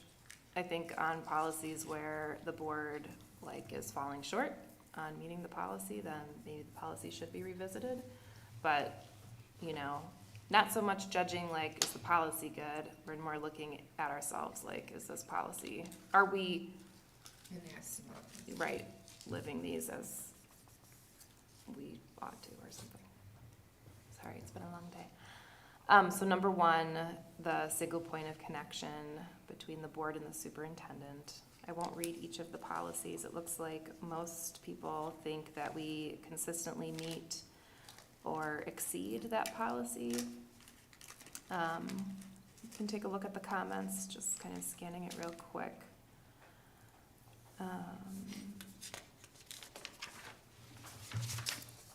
Okay, just reaffirming that. So I think we can move on unless there are board members who want to talk more.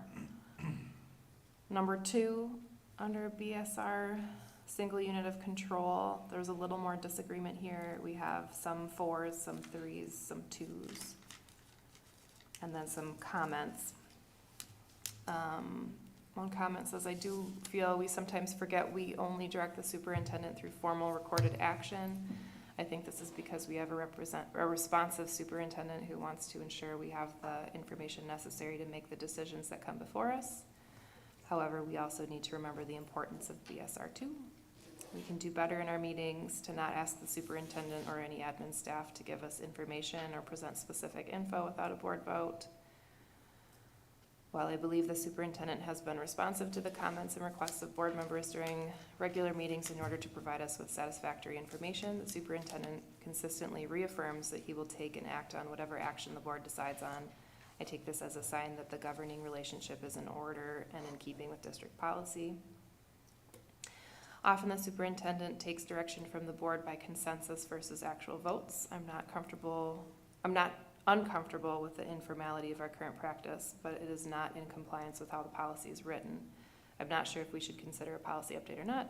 that might warrant a board discussion to see what others think.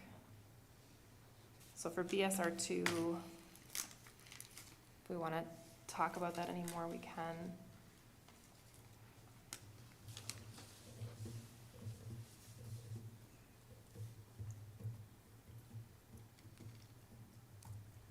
Jeff says no. I would, go ahead. I agree with it. I agree with the way the policy's written. So there's no ambiguity. On the other hand, I don't hate how we're doing it. So we aren't in compliance. I don't dislike the policy, but I don't dislike the practice, so I'm struggling. I think it's hard because if we're not following the policy as it's written, we can put the superintendent in a position where he like might do something that we didn't all agree on, and without a vote, right, maybe we're, Puts the confusing superintendent in a very him or- difficult spot, yeah. potentially. So I think like we could always definitely do better on that one. Because this year has been weird and there's been a lot of like active workshopping of ideas and processes. I feel like that's kind of where we've strayed. Yeah, well, and we've been directly asked to provide a list of what questions we need answered in order to feel like we have the information needed to move forward. So there are times where I think a simple request for the information we need as individuals to feel like we can move forward on an issue is different than me saying, hey, Erin, I think you need to spend one day a week at State Road. You know what I mean? Yeah. Like, Yeah. but this is written in a way that also makes it seem like we shouldn't be asking for bits of information as an individual either. So I think the only place that feels like a weird gray area is the third part of the policy, but I don't know.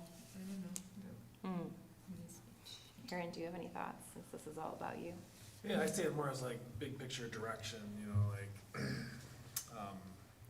board has a conversation about the health insurance policy and no decisions made at the board table, and I'm taking like, oh, that sounds like you want us to pursue this, and then I go out and do that, or, you know, you need to spend more time at this school. You know, I don't see individual board members doing that at all. Individually, like getting a consensus, it's usually around like more information, you know, it's rarely around action, you know, and so individual board members and individual community members and staff people always reach out and say, hey, I was wondering about this, could you tell me more? Like, absolutely, I would tell any board member that or any community member that, you know, and if it's confidential, well, then that has to have a closed session. So I think as it relates to requests for information, like, I encourage all of those anytime. Like, I wanna get information to the folks that know it. There are some times where a school board member will ask me something, and like, I think in one of our policies it also says, like, I shouldn't be giving just some school board members the information, I should be giving it to everyone. So sometimes I will collect that in a email and send it out. It's like, hey, people were asking about this, here's some information you should all know. You know, so I'm not like giving special relationships to certain people, but that hasn't happened really either. So, I mean, I don't, yeah. Again, these policies in somewhat are written for worst-case scenario. Exactly. So assume we have someone come on the board who just has a very extreme political view, one end or the other, and really wants to know about certain types, I'm trying to think of something controversial, I'm not thinking of it, certain types of books or certain opinions on certain types of curriculum, and really starts digging into some very nuanced type of information.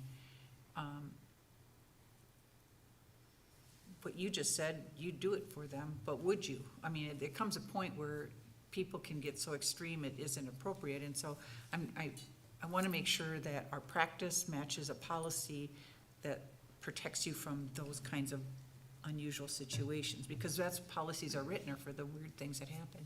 And one of our policies, as it relates to the direction of the school district, indicates that I need to tell the board if I'm being directed by an individual. You know, and I'm required to report on that as well if it becomes an issue, and supposed to resolve it at the lowest levels, you know, first have a conversation, then go to the board president, and then bring it up as a larger issue. And so I think there's checks and balances throughout in terms of how that relationship is executed. I haven't felt it been bad. It's probably not like to the letter of the law, like you said, Deb, but, yeah, I haven't seen an issue yet, so. I think it's good to have a policy that's like this for those weird cases, but also Yeah. be forgiving that sometimes you just need more information to feel ready to vote, you know? And perhaps the direction comes with that board summary at the end. Maybe there's not only the, hey, here's what we're gonna communicate to the public, here's what we need the superintendent to do for the next meeting, you know, and if there's consensus on that, then everybody's in agreement. Yeah, we're gonna get this report and we're gonna get this updated information and we wanted a list of questions, you know? Although you kind of do that at the end anyway, is that part of it, what you're gonna get us back, but I think that's a good thing to have on that. Actions to be taken after this meeting. Absolutely. Okay, BSR 3. Some mixed responses again, 4s, 3s, and 2s. So I'll look at the 2 written responses. I believe we had situations where the board has come close to encroaching on their power delegated to the superintendent through this policy. I think we can do better, especially when it comes to the 3rd point.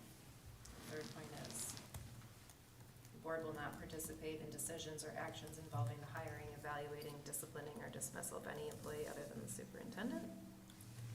And then the other comment is, I believe we are succeeding at governing through policy and are maintaining the distance from day-to-day operations our policy requires. So, kind of 2 ends of the spectrum on that one. Do we want to talk about this one in any more detail? Seeing notes. So can I just bring up something? Yeah. And I struggle with this just personally because in my last role, as again, I keep on bringing common council, but we talked to the heads and, you know, that was just normal for us. So I've actually caught myself reaching out to somebody, I'm like, no, I can't do that, you know? So I just kind of leave it at that, but that's something I personally have to work on. So I'm just bringing that out in the open, I guess, that, you know, I've reached out to one person, I thought, I can't be doing that, so. Was it just for information? Yes, Not yeah. like, hey, we need to- No, yeah, I'm not that bad, but yes, that was I know, information, but. Yeah, yeah, and I think like sometimes when I reach out to Aaron for information or refer an email to Aaron for more information, he'll respond with like, here's Joe saying, you know, all the facilities stuff, so. Mhm. Yeah, I don't know, I guess our policy wants us to always work through the superintendent, and the superintendent, it does a pretty good job of directing us to the experts that he hires to do those things. Erin, do you feel that I kind of feel we do a pretty good job on this one. This has been part of the old policy governance and it's part of this one. I mean, you are the only staff person. But have there been times that you have felt that we have moved closer to your role? Have you felt that at all in the last year? I mean, Not particularly, no. I mean, it's, you've asked us for advice on some certain circumstances, and we've provided that in closed session. I would say most of the time, the board is engaged in monitoring, right? It's like, here's our expectations, and we're gonna make sure that those have been fulfilled. And I know that's a friction and a frustration for some, you know, that are action-oriented, and I totally get that. And so, you know, anytime there would be any like bleed, it only happens, in my experience, at the board table, which is very transparent and open. And so it's not like it's, you know, an email or a phone call or a conversation or something like, so I don't ever experience that outside of at the board table. And if there's a conversation about like how to get stuff done at the board table, I think that's perfectly fine. And there's always somebody who's like, oh, are we going too far now? You know, we gotta make sure we don't direct, you know? And so, to me, it's felt healthy in terms of like exploring what that looks like and kind of setting boundaries for folks. And so I haven't experienced that. You know, it's natural, like if you have a relationship with a staff member, just to be like, hey, I heard this thing, like what's going on? Like, and so I totally get that too. I'm always happy to be the person that helps find that information for you. And, you know, if you hear about something in the community, it's like, oh, I heard like something's going on with this property, or, and a lot of it's like buildings and grounds type stuff, you know, because that's very visible and public. And hey, there was a plumbing truck over at this school, like, well, what's going on? You know, like always happy to field those questions. And if I don't know the answer, I might just reply and CC Joe, like, hey, Joe knows what's going on here, he'll let you know. And I will absolutely defer to the experts in getting that information too. And in terms of response time, I mean, it's usually within a few hours, if not 24 at the most. So I haven't experienced, that direction or that overlap. If it has happened, it's at the board table, and it's been a collaborative conversation, which I appreciate. Let's talk about BSR 4. Another mixed bag, but mostly 3s. Consistently meets expectations of this policy with 3 responses. Let me just quickly, this is the authority of the superintendent. I believe the board sometimes wants the superintendent to use exactly the interpretation that a board member may have in mind. However, this policy discusses reasonable interpretation. While we may not agree on an interpretation taken, it is not for us to decide if it is correct so long as it is a reasonable one. Another comment says, I think we have occasionally struggled with the relationship between policies, interpretations, and evidence presented. On the whole, though, that seems to be the result of learning to work within the structure and not a consistent failing of the board to operate appropriately. BSR 4.4, where it says the board will respect and support, I think this supposed to say any reasonable interpretation of its policies by the superintendent. But BSR 5.3a says the board shall evaluate the superintendent's performance to determine if they reasonably interpreted the policies. That seems contradictory to me. I'm probably misunderstanding something here. Maybe we as a board could discuss how to reconcile these 2 policies and create a common understanding. Okay. 4.4. Board may change its results and operational expectations policies.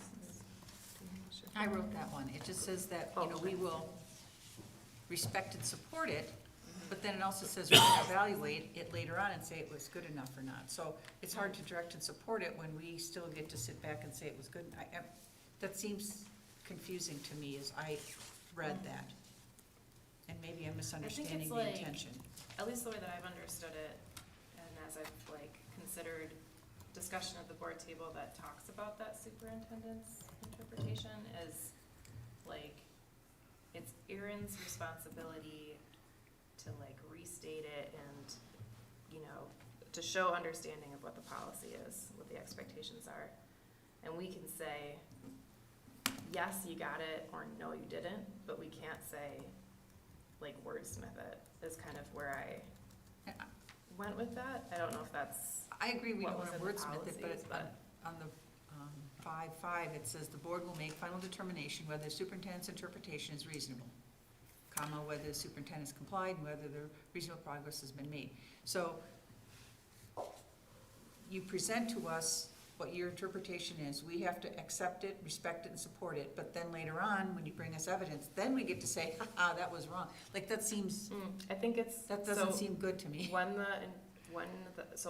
we're looking at the template for next year is when we have the opportunity to say, that's wrong, actually. You're not understanding what our policy is saying. And then, once the superintendent can prove that he understands through his own narrative what the policy is, and we approve that template, then review for the year, does that make This sense? interpretation thing still seems clumsy to me because it wasn't part of policy governance. And it always seems like a tug of war, and I don't think any of us really want to be. That's just my personal opinion. The board governance process is, kind of like this, then this, then this, then this. My personal preference, and it gets to some of that bleed, is a slightly more collaborative process to I'll do the hard work of generating those monitoring items. And then the board says we like this, we don't like this, could you tweak this? And then I'll just make them better and meet the board's expectations. Because at the end of the day, you're gonna deny it until I get it right? So why don't we just hash out what that looks like together and then get it right so that the next year we can do it the way the board wants us to. And so there's the kind of the strict by the book, vote up or down, but how that happens in practice, I do believe can happen a little more organically and collaboratively at the table to get to that thing. I think it's reasonable to have the board say like, you're gonna do the legwork and figure this out, give us the language and a best approximation, and then we'll just refine that and let you know what we think. And so, I think in practice, it can be just a little bit less intense than maybe the book language indicates. I think it creates a lot of clumsiness for us as board members in terms of how we do our job, and I don't think, I haven't ever seen a situation where, again, we didn't, I'm not suggesting we go to that, but my frame of reference is, we had policy governance, and most of the policies look very similar to these policies. We didn't have that whole interpretation piece. And so I'm really trying hard to understand and accept them, but I feel like every meeting I'm still tripping over them, and I don't feel like I'm ever in disagreement with you. I just feel like we got this thing that you have Process. to create, but I can't say anything, but I get to evaluate and say if it was good enough. Like, it just seems clumsy. I can't think of a better word than clumsy. It doesn't seem like it's really adding the value that we really want to add in this process. It doesn't seem clean, I guess. It's good to have guardrails, you know, and but I don't even consider these guardrails, it's just like a one-way street, you know, where you don't have the guardrails, and I like where, like she had brought up, and you even brought up, if we could all talk, instead of having you take 10 shots at something, where we just work on something together, so it's a waste of your time as well, because you're just coming back and forth, and, you know, no, that's not what we meant. Well, let's sit down and hash it out all together, so you have enough to do, you don't need to consider, you know, continue to do that, so I do agree, exactly. Publicly, the public walks away and says, oh, superintendent didn't do what the board wanted, and it's over an interpretation, like, it isn't over something like meaningful and significant and value added, and why would we allow our staff person to get a ding like that publicly over something that really isn't that important? That's where I'm struggling. I'm confident Juan would view it differently, but Juan went through all this, and no, and in all fairness, like, he helped create this, and he has an understanding of this that I don't have, and I'm really trying to understand. I guess when we did some of the trainings, like Randy said something like really plain that was just like, you know, we tell the superintendent, you have to do this, and then the superintendent has to say, I understand you want me to do X. So it just is like confirming understanding before the superintendent goes forward and does those things. That's kind of just where I was at with it. Does it feel like a little extra bureaucratic step? Yeah, but lots of this does, so.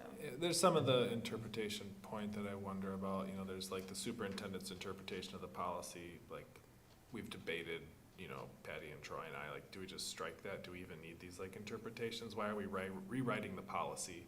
That's been weird to me, to a certain extent. The definitions, I think, are incredibly valuable, you know, Yes. so that Yeah. that kind of leads to the monitoring report oftentimes, because once you've defined, like, what does safe mean? Safe means this, this, this, and this. All right, well, now those are the questions that we ask on our survey to understand if staff feels safe. You know, so I think there's elements of it that work really well. There's some that, you know, I'd say I'm still confused about just a little bit. And once again, I think it gets back to kind of what you talked about, you know, like, some policies are for worst case scenarios. You know, like this, like, rigorous interpretation may be for a worst case scenario. We have a really hostile relationship and the community's divided about what ought to happen, and you have 5-4 votes all the time. And, you know, then you need like some sort of guardrails and protection, maybe a one-way street, just to make sure that, like, we don't go off into the ravine.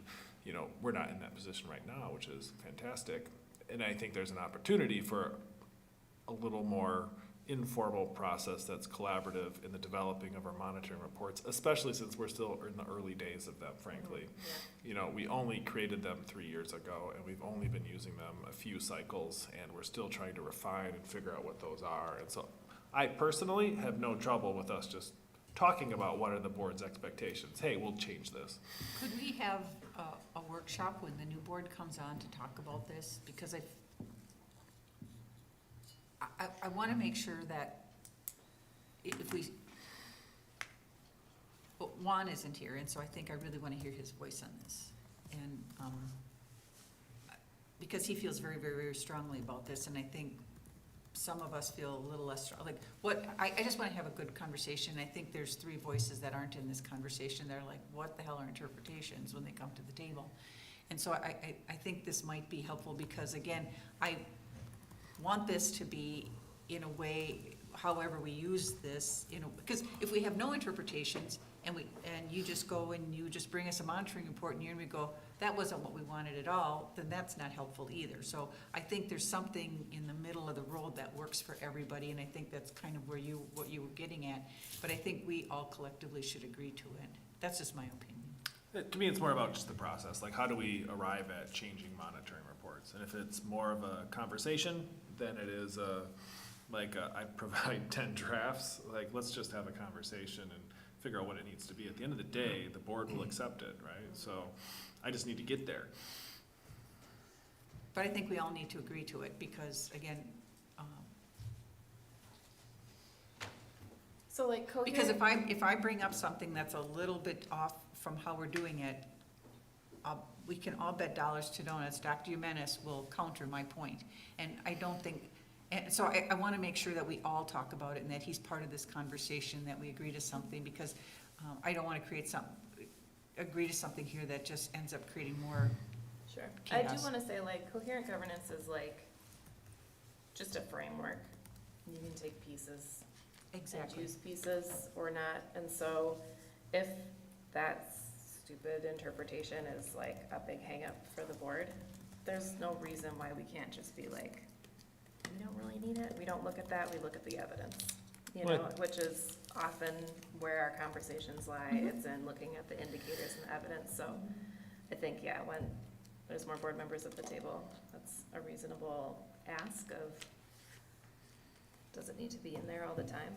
It's like Robert's Rule of Order, it mostly exists when there's disagreement, if everybody's agreeing, you don't need the whole formality of it. But when there's disagreement, then it's really handy to create structure to do something. And so I think it's the same with board governance, coherent governance. It's a very handy structure to organize ourselves, but it's particularly valuable if there's disagreement. If we're in agreement around monitoring reports, well, that's easy. Let's just agree and then make it better, and then too easy. Okay, let's look at BSR 5, superintendent accountability. This one also is a mixed bag. So is this 3 for 2, 3 for 3, and 1 for 4? Is that how the math works? Jeff says yes. I'm just saying yes. So one of the responses is BSR 5.2, I've mainly seen us use A, internal reports by the superintendent, but it might be a good discussion to see if the board would be interested in seeing more of B, external reports by a third party selected by the board, or C, board inspection. This is a long one. So this is superintendent accountability.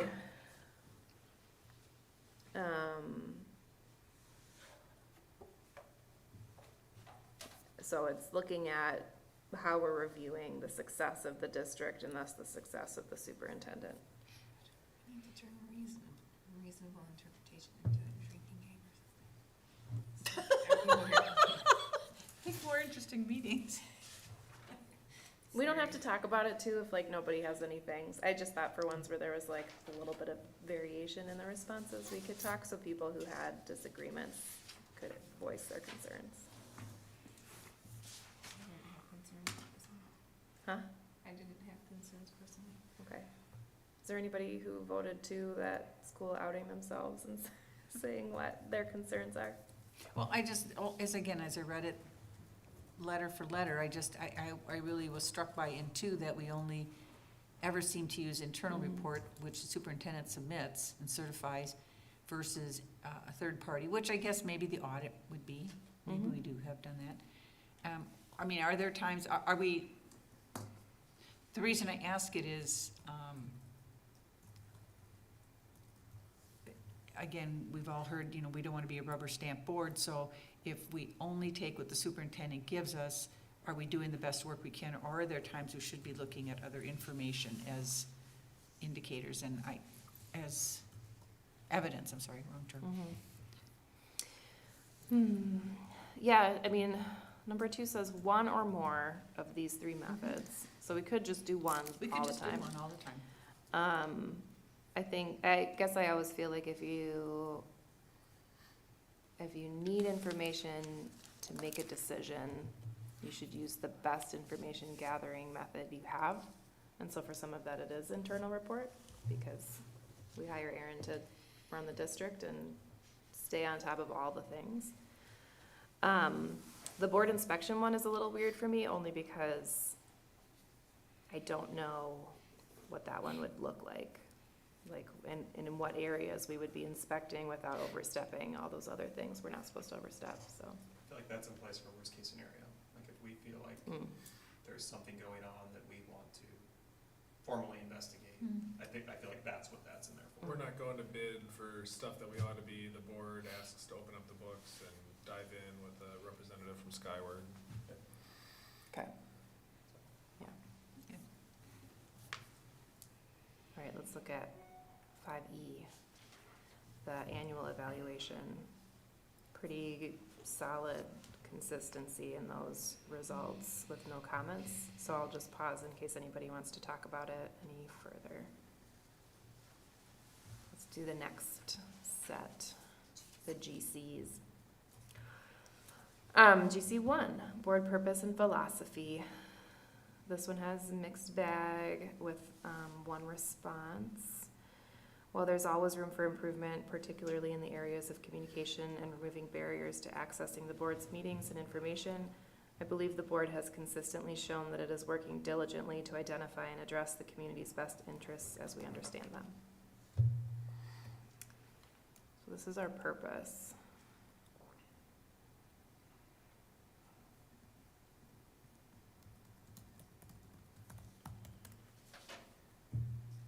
Okay. Do we want to talk about this one at all? Jeff shook his head, Scott shook his head, Brad shook his head, That okay. was a fair amount of consensus I think, positively, yeah. so. We only have 6 respondents on this one. Yeah, I was one of the duds, sorry. Do you want to comment on why you think it's a 2? No, I didn't vote, I didn't do Oh, this one. I see, sorry. I thought you meant Dud's No, I as didn't like. vote. Okay,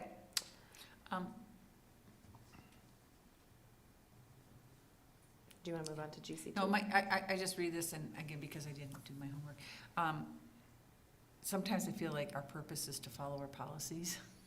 I feel like we get so mired in that, and I like how this is written, and I think that it's, The sometimes we lofty let our stuff. policies get in, our practice of the policies get in the way of us just doing what we need to do. That's just my personal opinion. I think this is the North Star of all of our policies. Mhm. Mm-hmm. Yep. GC2, governing commitments.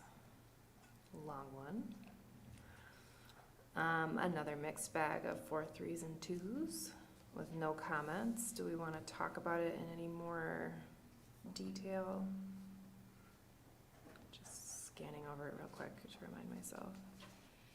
I made 2 notes on this one. First, the phrase govern proactively that rather than reactively, struck me. I always feel like we're reactively responding to something coming to us, unless we have work in front of us where we're designating this is what we need to take, this is actually what we need to handle. And I don't know how to change that just because of the way that we're reacting to data, we're reacting to the monitoring report, like I think that, I just wasn't, that language in there, and it was, like I said, it struck me. And I think the only other one is I bulleted 5A through all the letters, A through J. I don't remember if we did, but for sure, every time we have new board members, we should probably cover this early, because I think it might help with discourse during the meetings. I think we restate a lot of things, me included. I think just being able to refer that as the person controlling conversation, it might be good to remind people about this. Yeah, and I mean, we definitely I don't require that people wait to speak until I say they can, right? Agreed. That's something that I feel like is a benefit. I've been in the board when it's been harder to speak because you didn't feel like it was the right time or the right thing to say, right? So I've tried to just be much more flexible about like, letting things happen organically without it being such like weird Robert's rules. We used to have buttons that we would press, and then our buttons would come up on the screen, and then in order, we'd get called on. Gosh, can you imagine? And in Trumbull County, they made a rule, you can only get called on 3 times in any particular issue. That's the same Oh, with council, the interesting. Crosse council, that's exactly, you can only have it 3 times as well. This is your 3rd time, just as a warning. So you better get your Yeah. opinions out there. Yeah, I mean, I feel like group communication is really important in hashing out very complex things. I think it shows the public, if they're watching, like how people come to decisions, not just, you know, I'm coming in with my idea and I don't care what anybody says, right? Like I've seen as we, like even in the meeting where we chose to go to referendum, there was a lot of great conversation and it seemed like movement happening. And I feel like if we had that structure, I don't know that we would have necessarily gotten to that point. Well, I So, think also there's, whether we agree or not, as long as we have respect for each other's opinions. I mean, you know, that's the main thing. I know for a fact that, you know, the people think it's one way, but it's not really. And I think thankfully, we're the kind of board that'll listen to each other. And whether we agree with each other is irrelevant. We all have our own say and we want to get at least our voices heard. And we're allowed to do that. This is Yeah. one where I responded judging myself. And I put a 2 because I sometimes am not as prepared as I should be. I sometimes interrupt, or I sometimes have side conversation. You know what I mean? Like there are I occasions feel like where. you're going to confession under the 10 Commandments here. But I'm just explaining, that's why I put it 2, because I was thinking of my own, like, a self-assessment, not of the global board, but of me for this question in particular. And it seems like it's for myself as well. I agree with that. That's why I rated myself too, Yeah. 'cause that's why. well, and I felt think the practice of going through assessing the board as a group allows you as an individual to reflect on like, oh, like I didn't realize I wasn't doing this thing, you know, and not only is it an opportunity for the board to come together and decide like, maybe we don't want to do it like that, but also like, oh, maybe I can, I don't know, not I've play to the always- audience. I've appreciated the respect that even though we disagree on things, and I saw that a lot with the Lincoln discussion that we had last year, and then now with the discussion we've had. You know, I haven't come out on the winning end of that, but I've felt that I walk away feeling that I almost did win.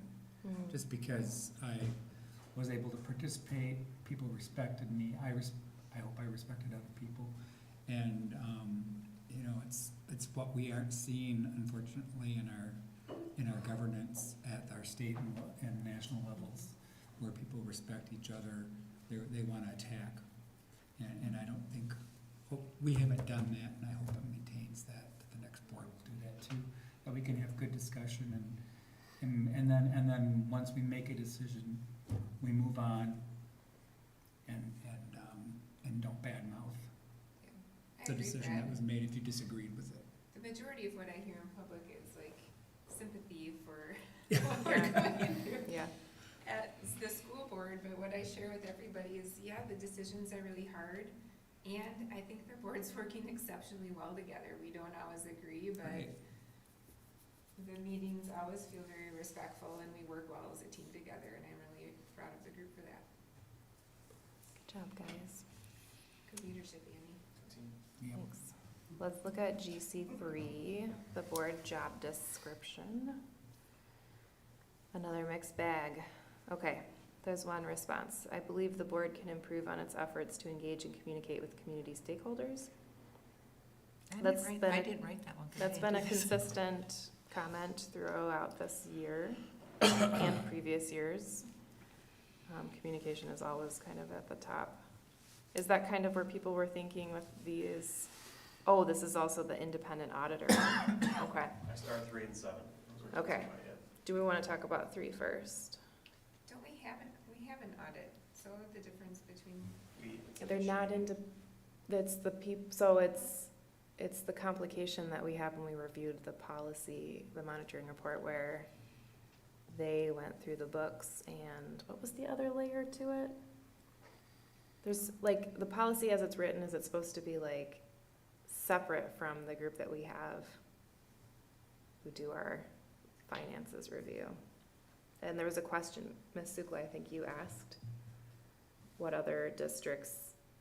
Yeah, to have a fully clean audit, we would have to self-perform our audit, which seems like a odd requirement to have a better audit as opposed to hiring an external company to do it for you. And so that's something that has come up on every audit in nearly every school district every year, is that we don't self-perform our audit, and so we lack an internal control to regulate the school district. And because we don't have the capacity to do that, we hire it out. As do Internal most control organizations. comment is So here, on every audit. so are we reading number 7? Yes. Appoint an independent auditor to conduct an annual external review of the district's financial condition, report directly to the board, with at least one member of the board finance committee That's the participating piece. in and reviewing That's the RFPs. Mhm. This is old language Yeah, that we was don't have a created finance when I was on the committee board anymore. before, and we had a Mhm. finance committee.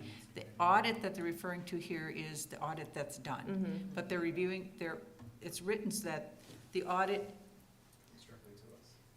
it's, right, it's not the audit, the staff are doing the audit for themselves, it's we as the governing body are having the audit done to review the work of staff, just like at the county where I worked.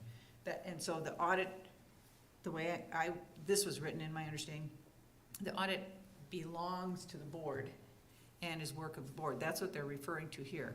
But obviously, this language needs to be cleared up Yep. because we don't have a finance Do committee. we want to strike that last piece, starting with, since we don't have a finance committee?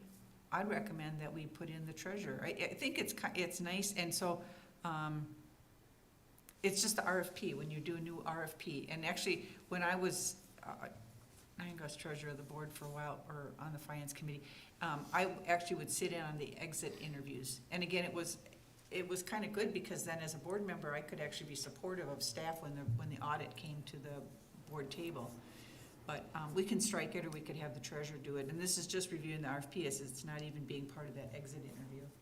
Right, there used to be a finance committee, Deb was on, Brad was on it, and when we had to go out for RFP for audit services, we would first discuss that, what is our need, what do we want of the auditor? You know, we wanted somebody who audits large school districts, you know, there were parameters.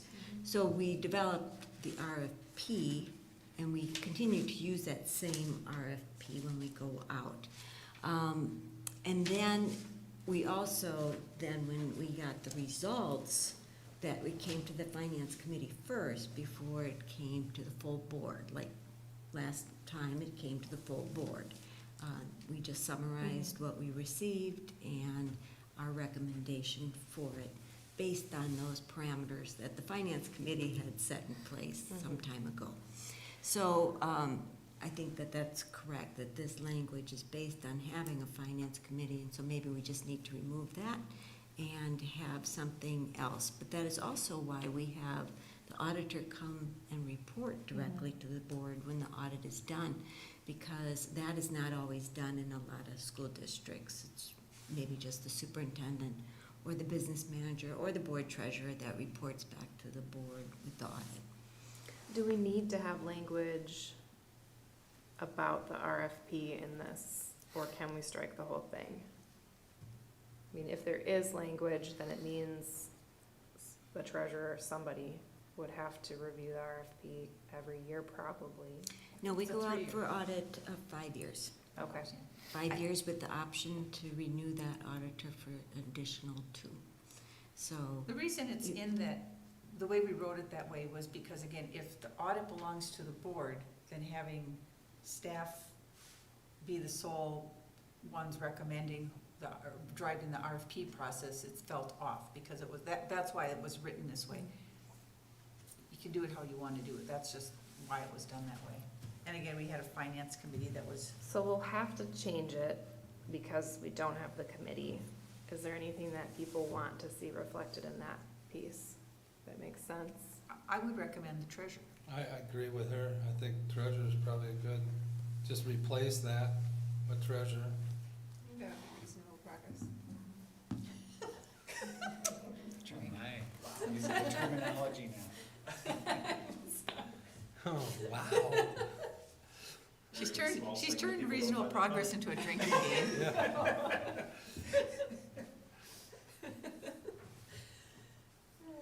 Okay, let's look at the next What one. were your, What was the question? What was the other one you had? Seven, and what was the other one you had a question on? Three? 3, and I think he brought that up, Mhm, yeah. the communication piece. I guess it says we initiate and maintain effective communication, so that's, we've talked a lot about Mhm. what the board is gonna plan on doing going Mhm. forward, so it might have Mhm. changed the way, in a year from now, might have changed the way I viewed it, but. I mean, we do have so many linkages that we do, so we are doing the important stakeholder groups. Yep. But there's always room for growth. Let's look at GC4, officers' roles. It's a long one. But it looks good. Looks Looks good. Do we good. want to talk about it? Let's No. skip it. GC4E, officers' roles process, another good one. Let's keep going. GC5, board committees. This one has at least one. One? One. What? One, number one rating. sounded like you said Not one. one. Maybe it was one that did it, I don't know. Even though we haven't taken advantage of this authority, it's still there, someone says. So we don't have committees, but this describes what would have to happen should we have committees. Coherent governance likes having no committees and having committees have Yes. an end date.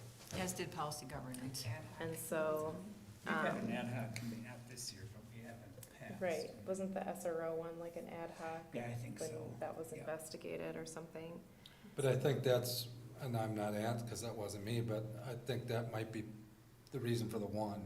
I mean, we have no 'Cause we don't committees. have any Yeah, committees. you're probably right. I just Yeah. chose not to put anything in there, cause Yeah, I just. it's, didn't- this one's irrelevant, the whole. Yeah, I think we should have committees. You've heard my opinions on committees, but I did not agree. you can run again, and then you can be the president. No, I can just be a Get community member at large, like, You can be on, head of committee. yes. I Yeah, think we need an ad hoc marketing communication committee to get the I mean, I think that's something that next president, either they delegate or they do the committee route. And then the people on that committee are, and I would argue every board member should be at those meetings, not just the people in communications and marketing, but, No, but to her point that it would be, at least they would spearhead what we're going to What's talk, then it happening. can come to the board or whatever, Yep. but otherwise, our discussions will be in 3 hours over that, and at least if they're, right, you More know, hands are- that really makes sense. yeah. More hands are better. I could argue for or against committees easily. I really like the committees we had in the past. I thought they did a great job, but they really take away from the board speaks with one, as one. Mhm. That I could talk, I think that's that coherent governance desire too, is that if it's important enough that a committee is seeing it, then the whole board needs to see it and be engaged in the discussion, so. But, and the reason we You had decide committees is that. it took like complex things and kind of mhm, allowed that committee to kind of work through some of the details, so when it came to the board, we could present it, our recommendations in a way that didn't drag the board into all the complexity Right. of it. And I think we still have the flexibility with that. Yeah, you mhm. can limit Yeah. the committees Yeah. greatly. Otherwise, you have a committee on having a committee. Yeah, the committee That sounds like boss. government. Yes. Okay. GC6, annual work plan, we did good on that, pretty good consensus. GC7, not quite consensus, we've got some 4s, 3s, 2s. This is code of conduct. Do we want to talk a little bit about code of conduct? Was there any comments? No comments? This one was probably more self-reflective, again. And I don't think twos are bad, sometimes isn't bad. No, sometimes isn't bad. I would be concerned if this one had 1. I may have chosen 1 in the past for certain things, but,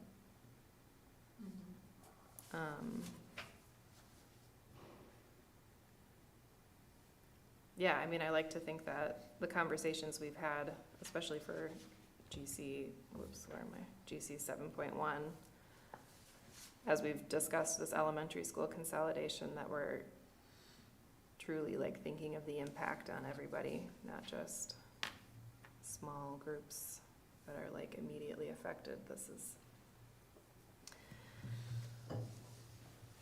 Any more discussion on that one? I would like to, I guess, better understand how we aren't meeting this one, because what could we do better? I'd be just curious to know what we could do better, but. For the number 2 person? But, I mean, I don't want to. Does anyone remember if they were number 2?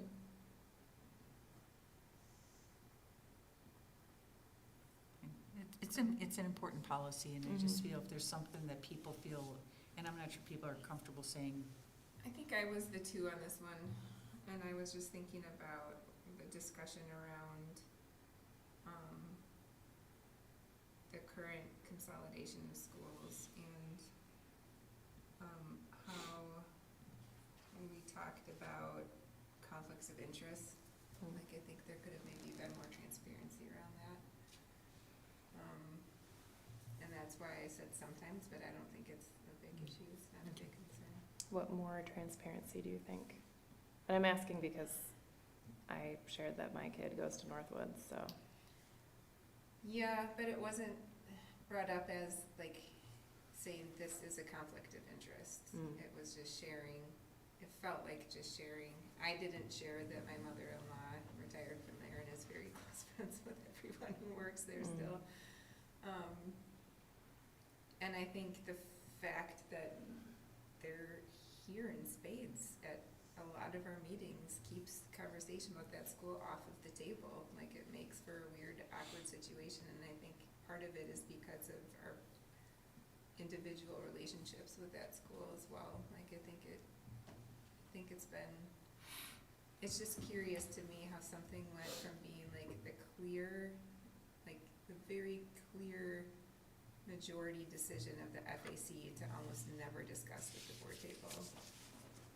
And I don't think that's, I agree with the decisions we've made in general moving forward. I just, like, in it reviewing our performance, I think that is one area that we maybe, I don't know how we would have handled it different.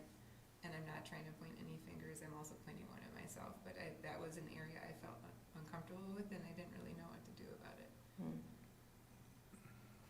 Well, we're still discussing, right? Like, there's still a chance that Yeah, at the next meeting, Northwoods could be the one that the board votes on. yeah, So, yeah. no, it's a tough one.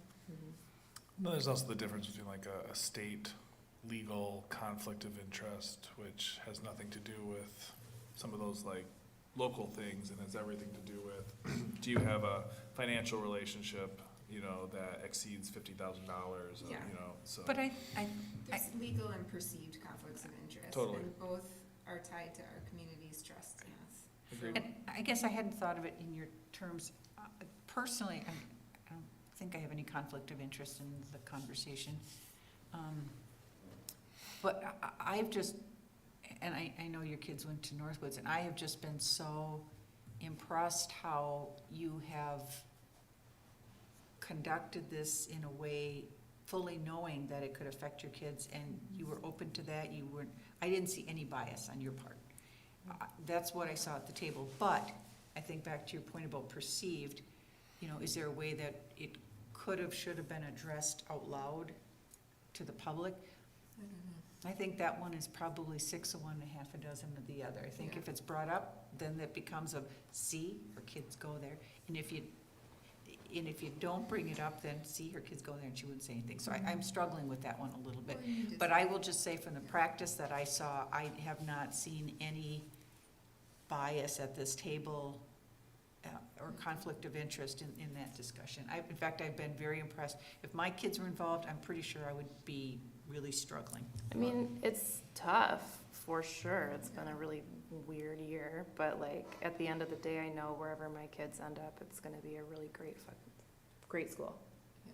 So sorry, I almost said the bad word. It's gonna be really great. It's gonna be fine. Great You fun know, school. a great fun school. I It's- didn't it's know gonna that be that was totally part of your fine. vocabulary. I'm feeling more Oh, you kindred have to you. no idea.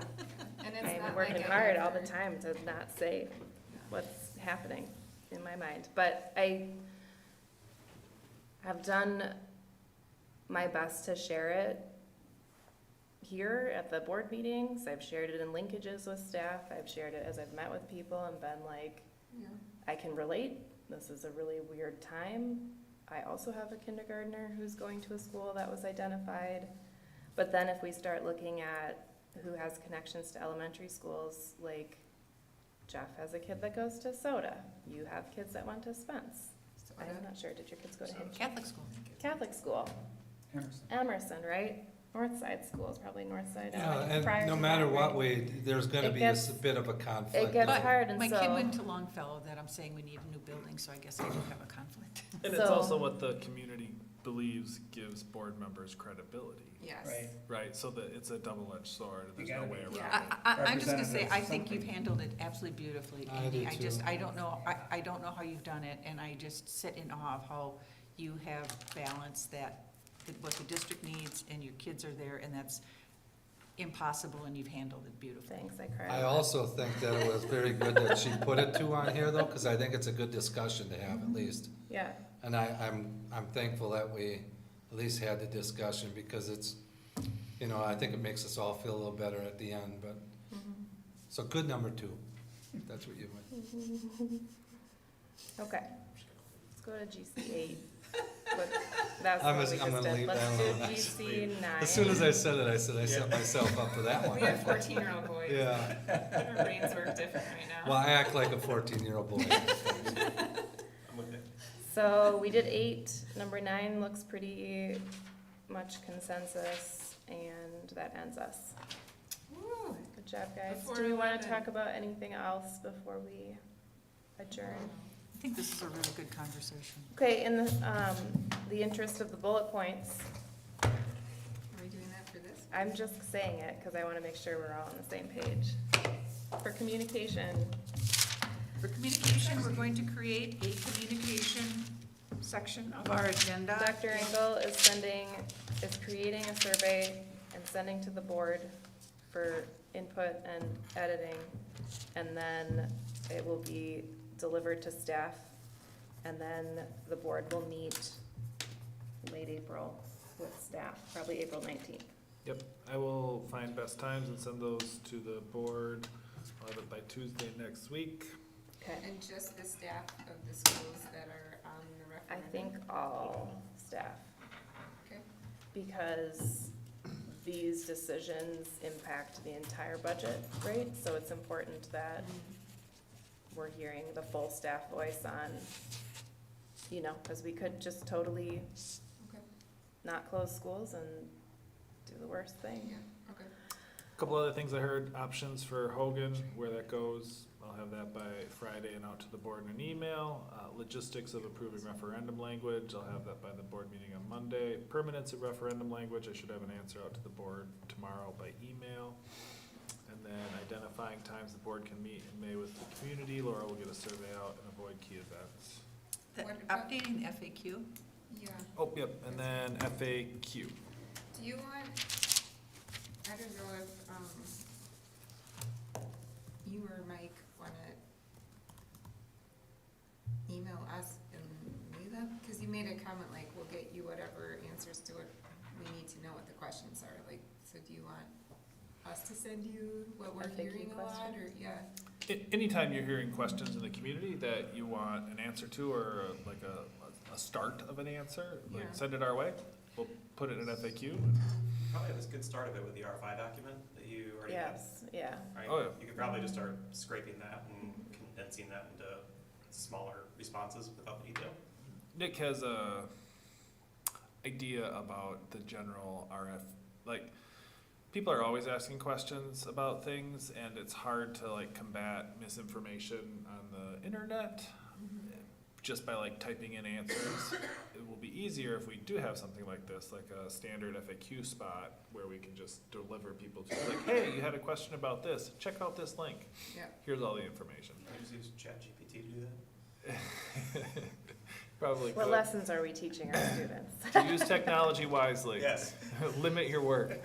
And so Nick's already working on some of those things. So yeah, we have boilerplate already ready. And we have a lot of the answers from the extensive work we've done for years, so. The staff survey, I'm struggling because although I think it's important we hear from all staff in the district, I think that it might not give us information we want before going to meet with the staff of the affected schools, because the staff in the non-affected schools could say, sure, I'm glad you're looking at them and not us, and we support, I just wanna make sure it doesn't dilute the message we wanna Could get. you just like I think, isolate that data and pull it forward before you go to those meetings? So you have the full thing delivered, you don't have to do multiple surveys of staff, you can pull out like, So you make them identify these their are the school. Spence and Emerson respondents, and they said these things, so before the big staff meeting, I can look at that. We can ask the question, what building do you work in? I think it's important to have them I separate. think that's fair. I think that, Yeah. I just wanna make sure, I'm trying to make sure That'd they be stay as anonymous as possible Yeah. to get it, be as candid as possible, but I think, what building are you in, I think is a Yeah. fair, yeah, I can live with that. Thank you. Absolutely. That's it, right? Those were the big things. Good Look at job. your calendars in May especially, and start maybe like blocking out space in the evenings for potential meetings with the community. And if I come, I'll be a very friendly participant, sharing my opinions. You be our. You'll be the softball question and the clapper. How did the meeting go on Monday? Actually, I think, okay. Yeah, they put a big thank you I to you. got a couple emails afterwards saying thank you for coming. The questions Who'd you were talk the Wagenhogan Neighborhood Association, but there were people from outside the neighborhood who came.